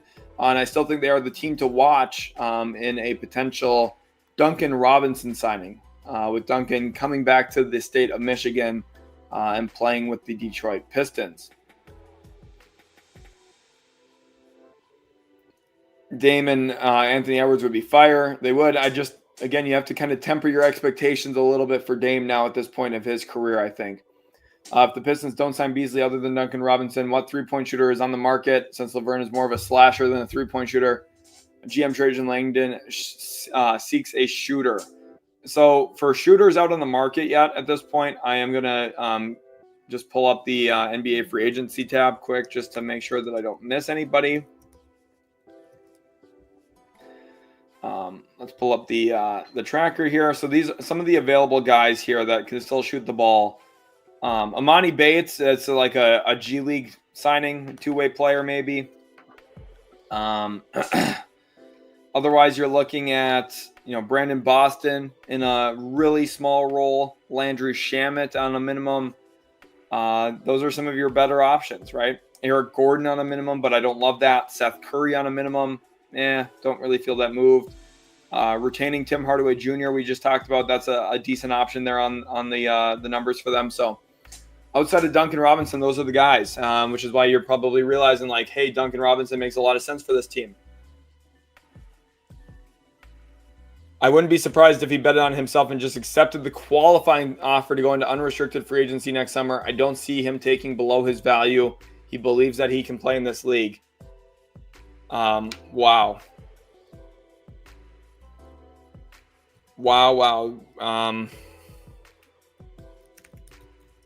Interesting development regarding Kuminga, the Warriors, and his qualifying offer. We'll see if anything comes of that. Of course, there are some significant limitations that would come into play as well, but we will see. Bean says, do you think the Celtics are going to make the playoffs this year? I still think there's an okay chance of that, yes. Corey says, yo, my Thunder paid Shea. Now J-Dub and Chet will get their bags. We still have one of the youngest teams in the league and a bunch of picks still coming, Corey. So you guys are still very well positioned. Very well positioned indeed. If Jonathan Kuminga takes the qualifying offer, that will be pretty telling here. Let's zoom in a little bit so I don't get copyrighted, but there we go. Aaron George here says MPJ in a second for Tobias Harris, Simone Fontecchio, Sasser in 2020. You're not going to have to give up a first for Michael Porter Jr. That's for sure. You would not have to give up a first. You would probably just do MPJ for Tobias Harris and Fontecchio, something like that. And you'd probably give up like a second round pick maybe. So it's not a terrible option. Tony says hello from the Czech. What do you think the Jazz will do? Sign or trade anyone?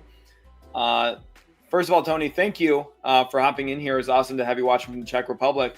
What do I think the Jazz will do? I think that they're going to, first of all, they already prioritized the backup big with Jusuf Nurkic. So you're just kind of looking at filling out the roster on the low, right? It's cheap contracts. Don't think they're going to do anything too big. I think this year is a big year for them to just prioritize their young players getting playtime. Ace Bailey, Walter Clayton Jr., Keontae George, Isaiah Collier.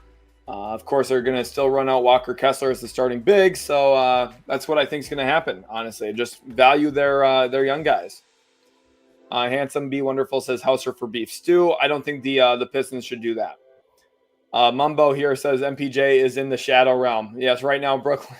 He's going to get a lot of FGAs over there. That's for sure. Sean says, love the moves my Knicks are making. Re-sign Shamet and the roster is set. Matthew says, I wonder if Orlando is done. They do have to shed some salary one way or another. We'll see how they do it, but they have until July 6th to figure that out. So we'll see. Southside here says, do you think Lakers trade for Kessler and Ayton on mid-level exception? I don't think they're going to trade for Kessler. Ayton is still a possibility on the mid-level. I don't think Kessler gets traded this offseason, though. I could be wrong, but I don't think that will happen.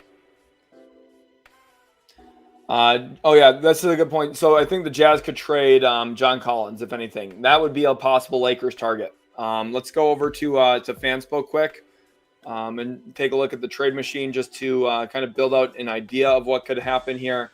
We're going to get the Warriors out of here, and we're going to get the Jazz on the phone here now.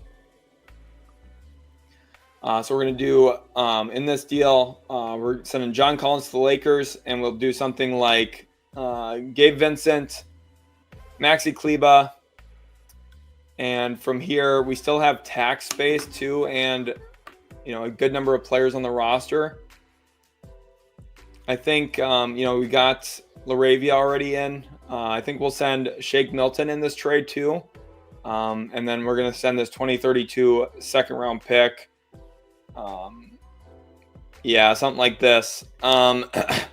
Basically, the Jazz just get a far out second rounder and Shake Milton, which is like not much. But something like this is a possibility, right? The Lakers lose Dorian Finney-Smith. They get John Collins, send out some expiring salaries.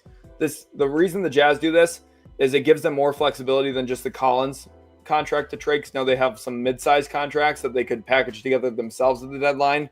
This opens up a little bit of avenue for them at the deadline to do other kinds of trades, and they pick up a second-round pick back for Collins, which is really all they gave up for him to begin with. So Angela says, hi from Rhode Island. Appreciate you, my man. Jim says it's 2 p.m. Go get lunch. Yes. Oh yeah, we're past the 2 p.m. threshold here. I didn't even realize, guys.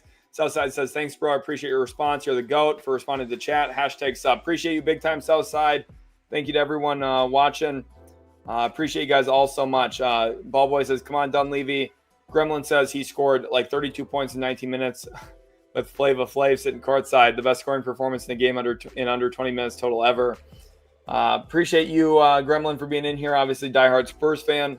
Lion and the Lamb says, bring back Boban. See, that's what we need to see. Boban back with one of his former teams. Max says, do you see the Nuggets making more moves? If so, what? Depth. Maybe Russ returns. That's going to be the question. I think just backcourt. You're looking for another ball handler. And that's going to be the kind of final move here for Denver. AJ says, Clippers need a backup point guard. Who do you think they can pick up? I think Chris Paul is still probably their top target, AJ. It sounds like Chris Paul is going to be between the Suns and the Clippers. The Clippers could theoretically offer him a little bit more than Phoenix can, so we'll see. Grant says, even though you are not going to NBA Summer League games, who is your pick for the Summer League champion? I like San Antonio because they've got Harper and Carter Bryant. Like having two lottery picks helps. The Pelicans, I think, are a real likelihood, a real chance.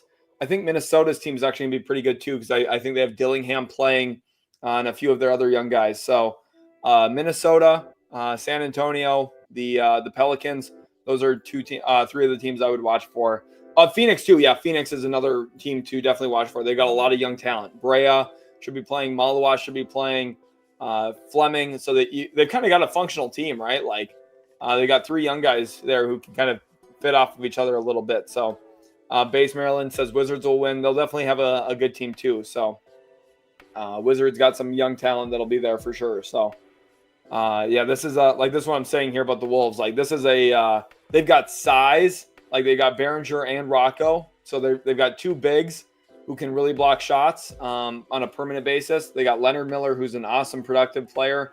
Shannon Jr., Jalen Clark, Rob Dillingham. That's a good squad. That's a really good summer league squad. San Antonio's going to be good. Utah definitely will be in the mix. I'm not sure if they'd win, but they've definitely got a solid team. Ed Droid here says Miami wins back-to-back summer league. Yakichonis could have a good summer league ahead of him, so I wouldn't be shocked. Ben says the carry of the century with Cooper Flagg carrying the Mavericks. Hey, they have Ryan Nembhard too. The Mavs have a pretty good starting point. Bean Lewis says Hawks will win. They do have Asa Newell playing, so they have one talented young rookie in there. Adam Perry says Collins to Detroit for 2 seconds. Sasser Fontecchio. Wake Up says Pistons are the first professional team ever where teams will use the 1 foot in the paint defense. Yes, you are not going to be closing out hard on Detroit right now based on what their roster currently has.